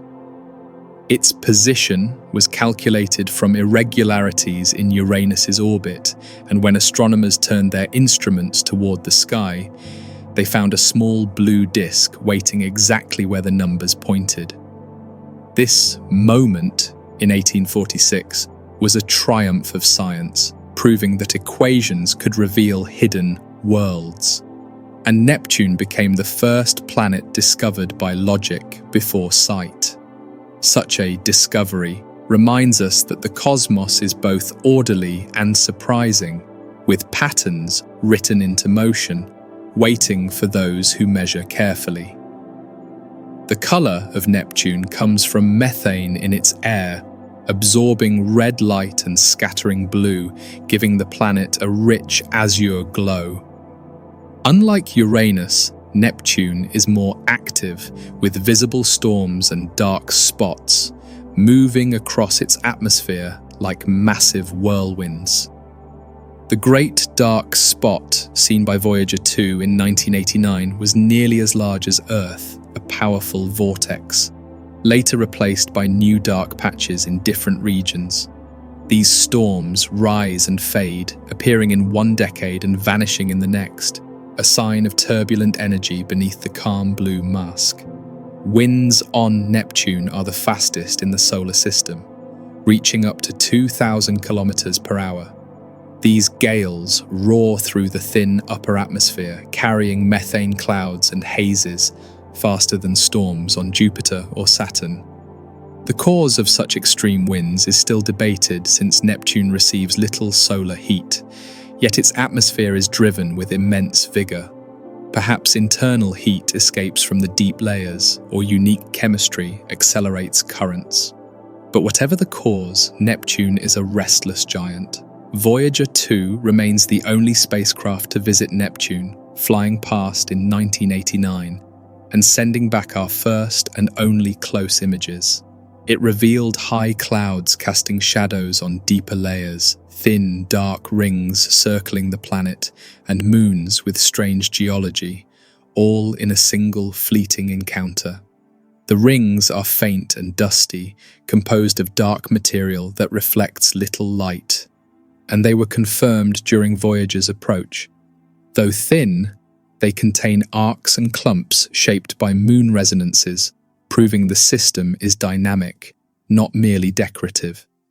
Neptune is another ice giant, like Uranus, with a mantle of water, ammonia, and methane ices, layered above a rocky core. Its interior radiates more heat than Uranus, suggesting deeper convection, or perhaps energy still leaking from its formation. This difference helps explain the greater weather activity on Neptune compared to Uranus's subdued atmosphere, though both share similar compositions. Thus, structure matters as much as orbit, and Neptune's deeper heat shapes a restless sky, making it more dramatic than its pale sibling. The magnetic field of Neptune is tilted and offset like Uranus's field, producing irregular auroras and complex interactions with solar wind. Its geometry may reflect unusual flows in the deep ice mantle where currents move along slush, creating shifting lines of force. Auroras form at unexpected locations, not neatly at the poles but spread across odd latitudes, adding to the planet's mystery. This chaos of magnetism contrasts with Earth's simple dipole, reminding us that planetary dynamics come in many forms, not all familiar. Neptune hosts at least 14 moons, with Triton as the largest and most fascinating, a captured Kuiper belt object moving backward in orbit.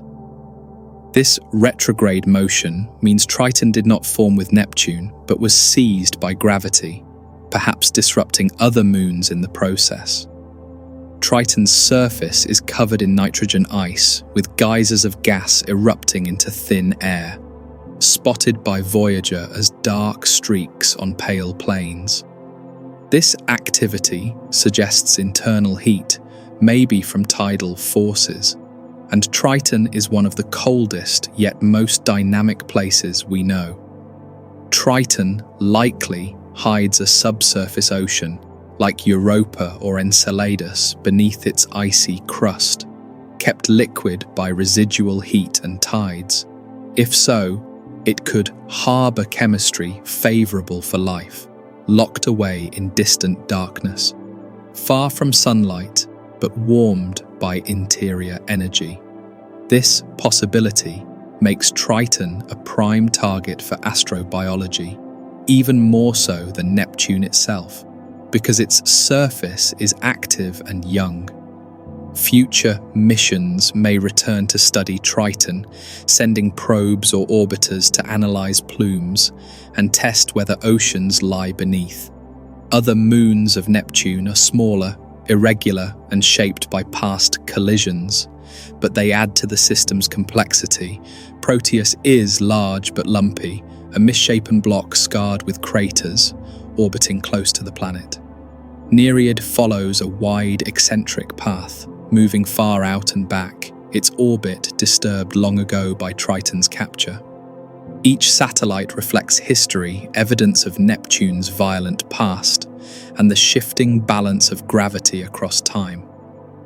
The rings of Neptune are divided into arcs, not continuous bands, a phenomenon still not fully understood. Small moons embedded within may hold particles in place, shaping arcs and clumps, resisting the natural spread of dust. These structures reveal the delicacy of gravitational control, a dance between forces, balancing particles across vast distances. Thus, the rings of Neptune may be faint, but they are telling, offering clues to how moons sculpt their environment. The temperature of Neptune makes it the coldest of the giants, reaching -214 Celsius in the upper air, though its core remains hot. Methane clouds rise to high altitudes, where sunlight forms hazes and thin layers, reflecting blue light outward. These clouds form bright streaks, drifting across the disk and casting long shadows, a sign of vertical structure. For observers, Neptune's subtle brightness hides depth, and each layer reveals hidden processes, waiting for missions to explain. Astronomers continue to monitor Neptune with telescopes, catching storms and spots, though from Earth the disk is small. Hubble and Keck observatories have tracked storm evolution, watching patches appear and fade over years, confirming dynamic behavior.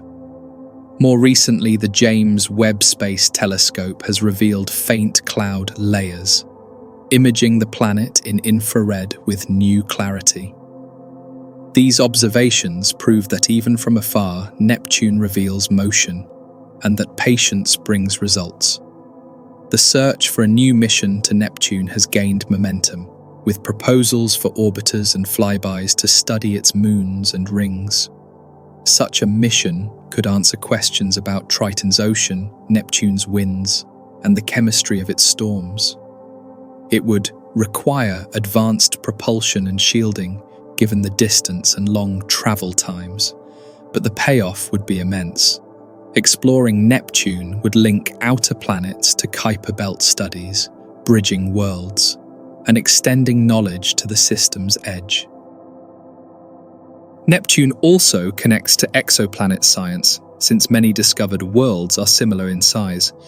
Sub-Neptunes dominate surveys, and understanding this planet helps interpret spectra, where faint signals reveal chemistry of distant atmospheres.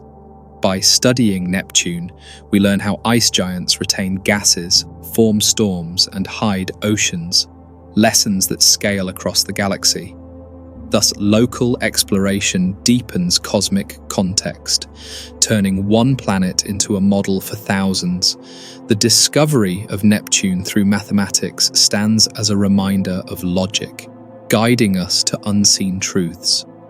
Its storms, its tilted fields, its captured moon, and its faint rings all combine into a system of contrasts. Though far and faint to the eye, Neptune carries great importance, shaping science and imagination alike. As we drift outward, the path will lead to Pluto, the Kuiper belt, and beyond, where the solar system grows into interstellar space. It's time to arrive at Pluto, once called the 9th planet, now reclassified as a dwarf planet, yet still carrying deep importance in science and imagination. This world was discovered in 1930 by Clyde Tombaugh after years of searching, its faint light moving slowly against background stars. For decades, Pluto was known only as a point of light, with its size overestimated until better instruments reduced its scale. The true story of Pluto only emerged when spacecraft arrived and its features came into focus, revealing a world more dynamic than expected. The New Horizons mission in 2015 gave humanity its first close glimpse, a flyby after a 9-year journey across billions of kilometers. Its images stunned scientists and the public alike, showing a heart-shaped plane across the surface.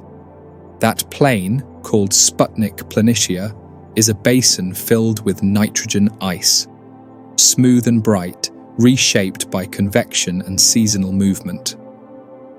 Pluto proved itself active even at its distance, with glaciers, mountains, and hazes. A place not frozen in silence, but alive with processes. Sputnik Planitia is a key to Pluto's geology, with polygonal convection cells, slowly churning as nitrogen ice circulates. Mountains rise around the basin, peaks made of water ice, strong enough to form solid bedrock in freezing conditions. Some ranges reach as high as the Rockies, carved not from stone but from frozen water, standing tall in thin light. This combination of water ice mountains and nitrogen plains shows contrast, reminding us that distant worlds remain complex.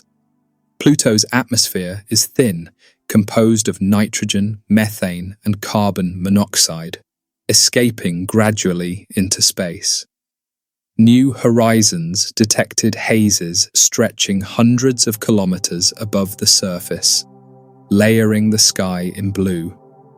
The light scattering through this haze gave Pluto an unexpected hue, fragile and delicate, more like Earth's sky than the darkness around.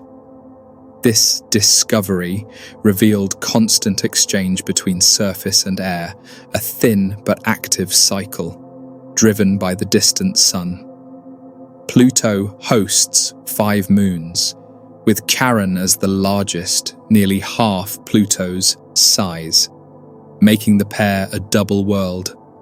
Charon's surface is grey and cratered, but with canyons and fractured plains, signs of ancient tectonic activity. Together, Pluto and Charon orbit a point outside either body, a unique balance, making them a binary system rather than planet and satellite. The smaller moons, Nix, Hydra, Kerberos, and Styx, dance in chaotic orbits, reflecting icy light, fragments of the system's violent past. Charon's canyons stretch across its surface, some deeper than Earth's Grand Canyon, proof of internal shifts long ago. Its polar region shows a reddish stain, thought to be methane from Pluto's air, frozen and altered by radiation. This exchange between planet and moon links their histories, creating feedback between worlds, not isolation.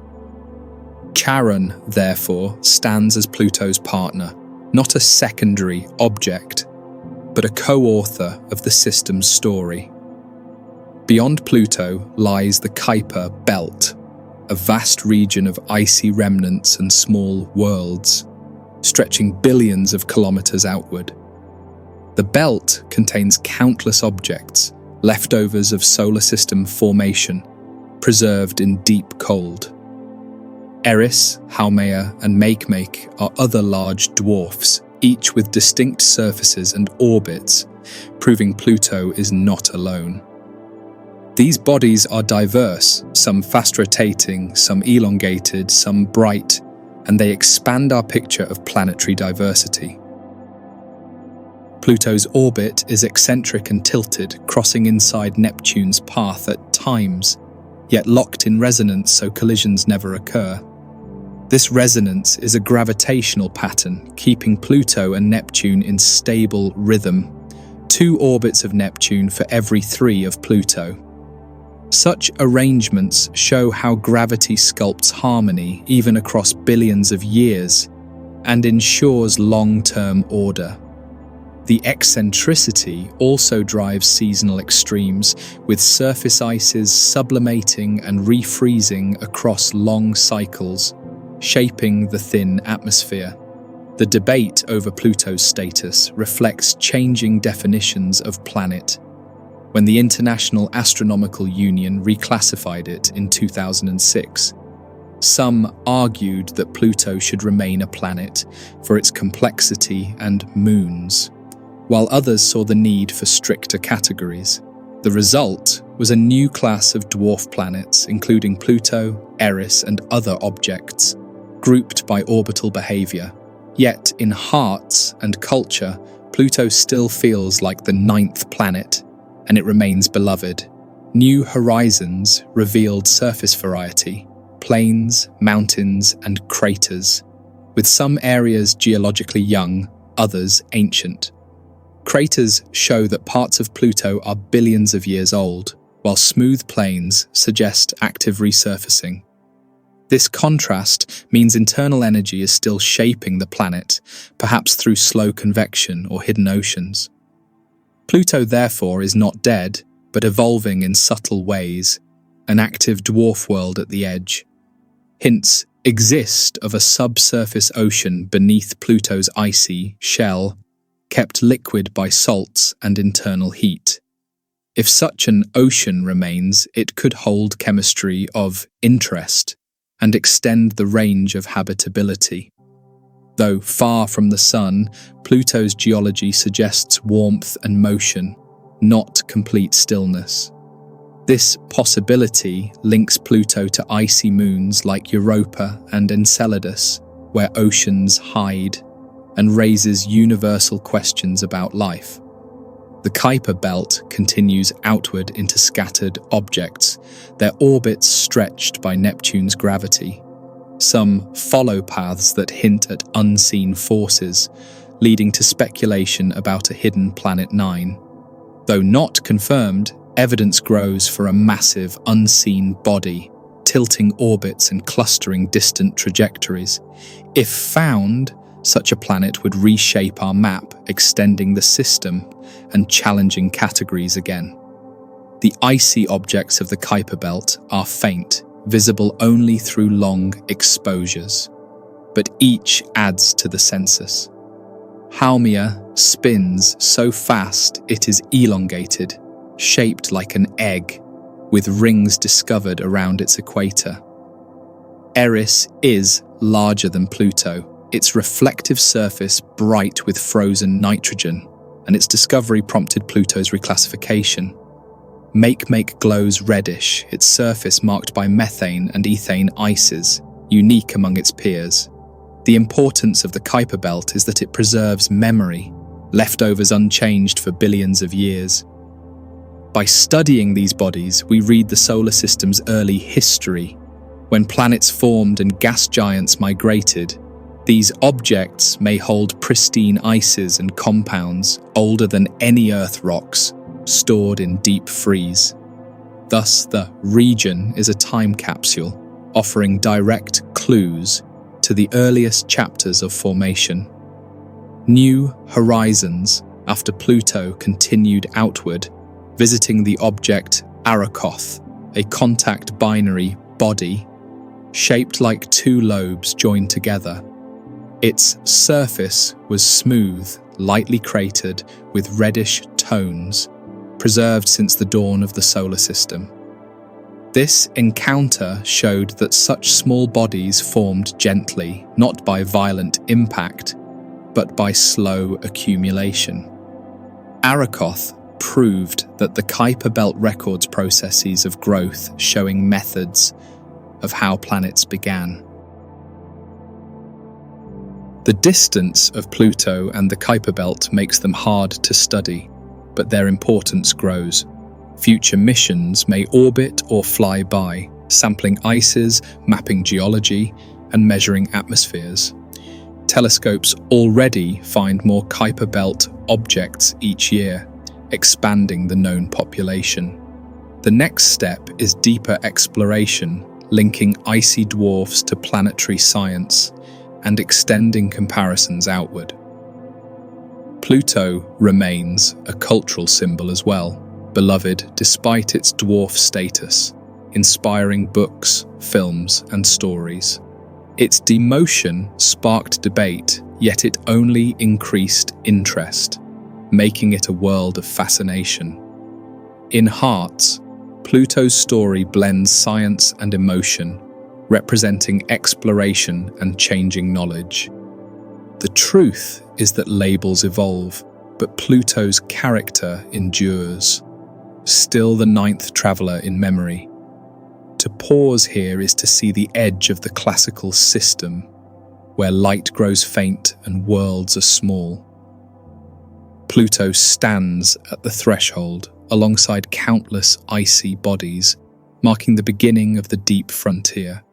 The Kuiper belt is vast, its members orbiting slowly, each waiting for discovery and study. From here, we turn toward the outermost domain, the Oort Cloud, and the final reaches before interstellar space. We now drift beyond the Kuiper belt into the imagined realm of the Oort Cloud, a sphere of icy bodies extending halfway to the nearest stars. This region has never been seen directly, its objects are too small and too distant, yet its existence is inferred from the paths of comets. The long-period comets that sweep into the inner system every few thousand years arrive from orbits so wide they can only come from such a cloud. Thus, the Oort Cloud is both theoretical and essential, a vast reservoir, holding billions of icy fragments in silent darkness.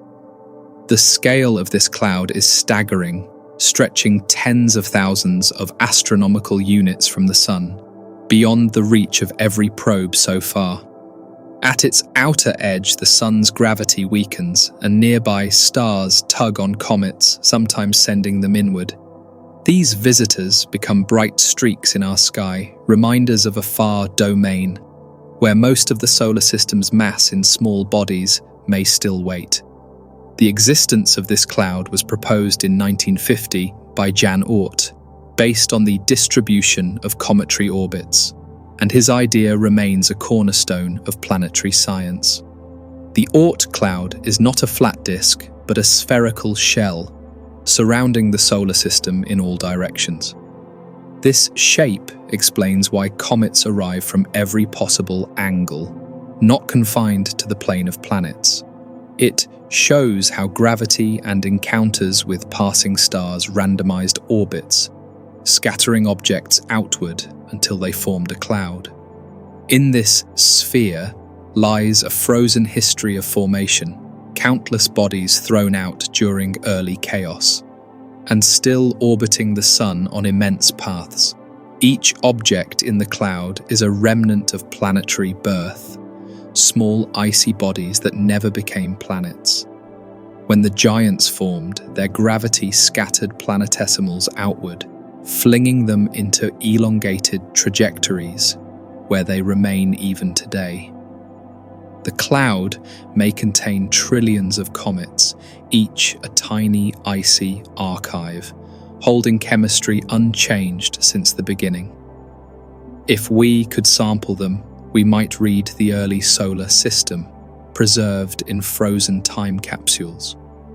The comets that enter our skies are ambassadors from this distance, brief visitors who reveal their secrets in glowing tales.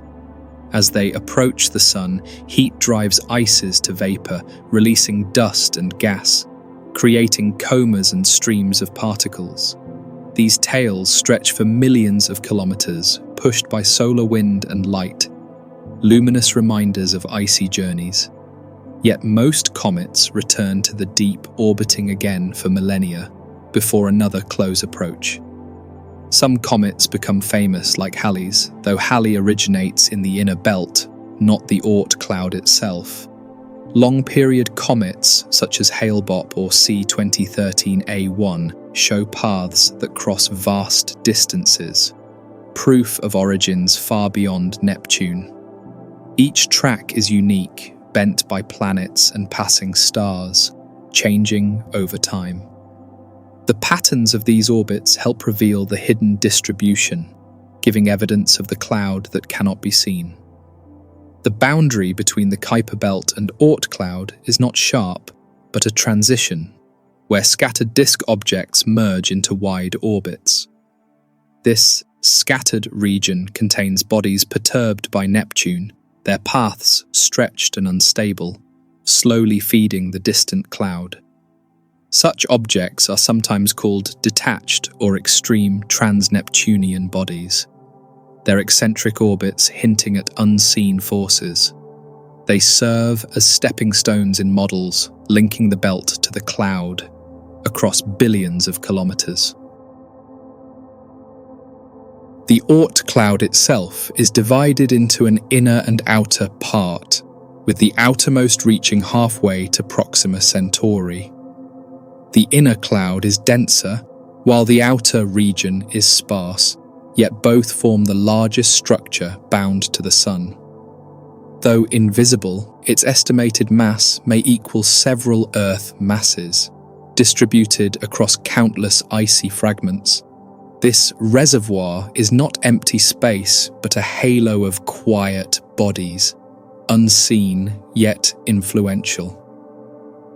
Passing stars disturb the cloud, as do tidal forces from the Milky Way's disk, nudging comets toward the Sun. Every few million years, a close stellar encounter may shake many free, sending showers of comets inward.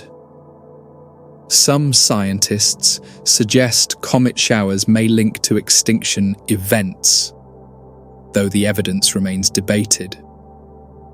Regardless, the influence of stars and tides shows that the solar system is not isolated, but part of a larger galactic environment.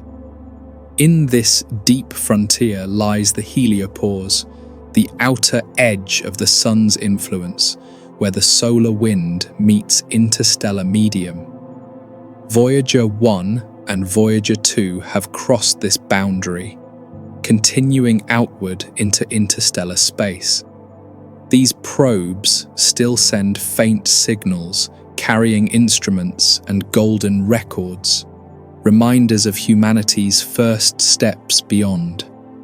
They have not reached the Oort Cloud yet, but they are headed into it, across journeys that will last thousands of years. The distance is staggering. The Oort Cloud begins perhaps 2,000 units out, far beyond Pluto's 40 AU orbit. At 10,000 AU, objects take millions of years to orbit, tracing paths barely bound to the Sun. At the outer edge, the Sun's pull weakens until stars share equal control, blending solar system with galactic tides. Thus, the cloud is not only our boundary, but also a bridge, linking us to interstellar space. Some think Planet 9 might lurk in this transition, a massive, unseen world shaping extreme orbits. Evidence comes from clustering of trans-Neptunian bodies, their trajectories aligned unnaturally, as though tugged by something large.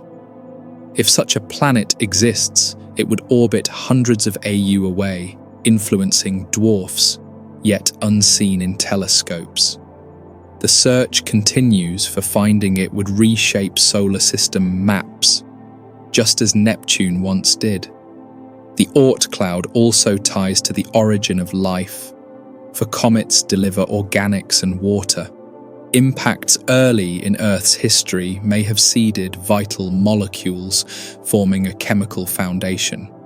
Thus, the remote sphere still links to our existence, across billions of years and endless distance. Comets carry the memory of beginnings and the potential for life's building blocks, even now.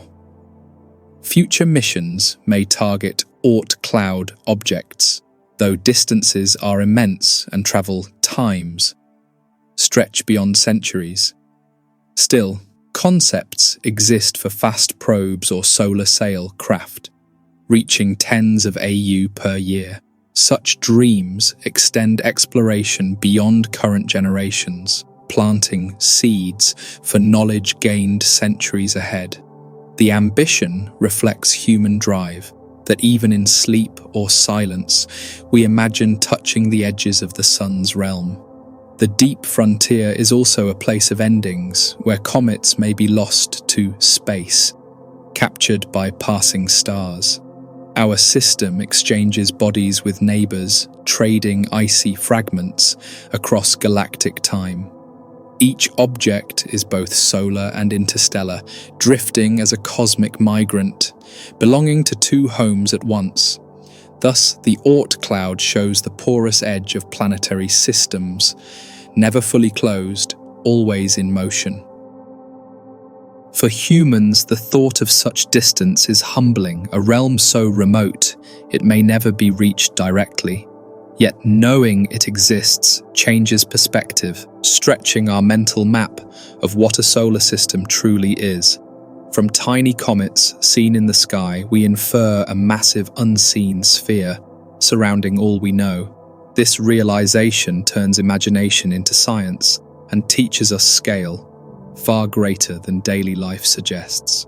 To pause here is to stand at the invisible edge of the sun's grip, where comets drift in silence. The sphere around us is vast, yet fragile, filled with frozen archives, waiting for chance to bring them inward.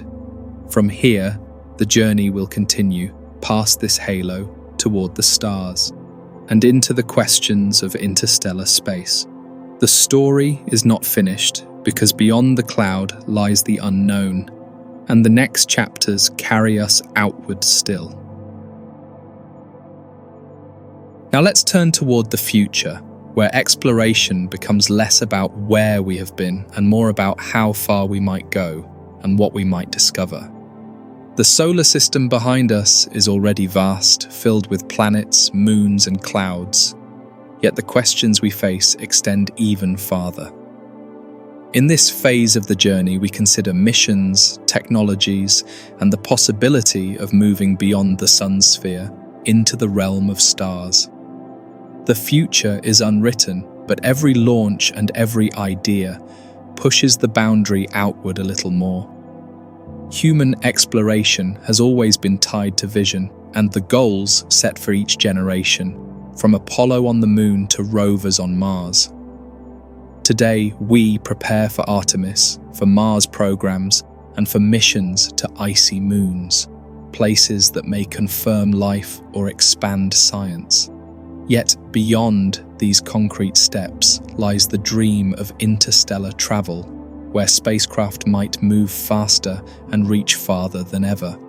The challenge is immense, but the drive is older than technology, older even than history itself. Robotic missions remain the sharp edge of discovery, each one carrying sensors, and each one moving farther from home. Voyager 1 and 2 are now interstellar messengers, their signals faint, but still returning whispers from outside the heliosphere. These craft carry golden records engraved with sounds and messages, intended for anyone or anything that might someday find them. Though unlikely to be discovered, they represent human hope, frozen into metal drifting between stars. New concepts are being studied, such as solar sails driven by light, catching photons and accelerating gradually to high speeds. The idea is simple yet powerful, using the pressure of starlight to push, requiring no fuel once deployed. Breakthrough Starshot proposes sending gram-scale probes toward Proxima Centauri, reaching in decades instead of millennia. Such ideas sound ambitious, but they reflect a growing pattern that technology may someday shrink distances. Nuclear propulsion is another possibility, whether through fission or fusion, releasing far greater energy than chemical rockets. These engines could shorten travel times, carrying humans or probes to the outer planets in months or to stars in centuries. Concepts like Orion once imagined detonating small nuclear bursts, pushing massive ships forward step by step. Though controversial, the physics is real, and the barriers are social and technical, not conceptual. The desire to travel outward is not only about science, but about survival, ensuring humanity can endure across ages. Earth remains our only home, but its resources and climate are not infinite, and to thrive we must eventually look beyond. Colonies on Mars, stations in orbit, bases on moons are first steps, each building skills for larger moves. In this sense, exploration is not a luxury but a necessity, written into our nature as much as curiosity. As we imagine such futures, we also imagine what we may find, whether life, intelligence, or only silence. If life exists on icy moons, in oceans or vents, it will change our view, proving biology is not rare.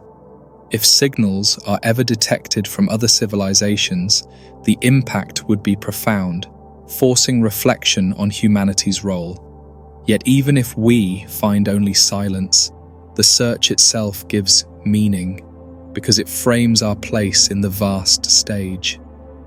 The cosmos beyond the sun is endless, with billions of stars, billions of planets, and untold numbers of potential worlds. Astronomers now find exoplanets regularly, their signatures hidden in starlight but detected with precision. We know of hot Jupiters, rocky Earth-sized worlds, and super-Earths orbiting in habitable zones, each a candidate for further study. Future telescopes will resolve their skies, detect their air. The question of whether we are alone echoes through every observation, silent yet heavy. If life is common, then the universe is filled with neighbours, some distant, some near. If rare, then we may be the only voice in the dark, carrying responsibility for consciousness itself. Either answer is profound, shaping philosophy, culture, and direction for generations to come. In the far future, humanity may reach the Oort Cloud physically, building habitats on comets or icy bodies. Resources there could provide water, fuel, and raw materials, sustaining life at the edge of the sun's reach. Communities may grow where light is faint, under domes or buried in ice, surviving with fusion power or harvested energy. From there, stepping into interstellar space would be natural, one stage, in a migration that spans millennia. Yet the journey is not only physical, it is also mental, a way of seeing ourselves differently.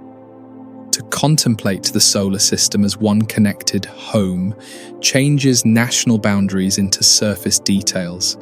To imagine stars as destinations rather than decorations changes perspective on what is possible.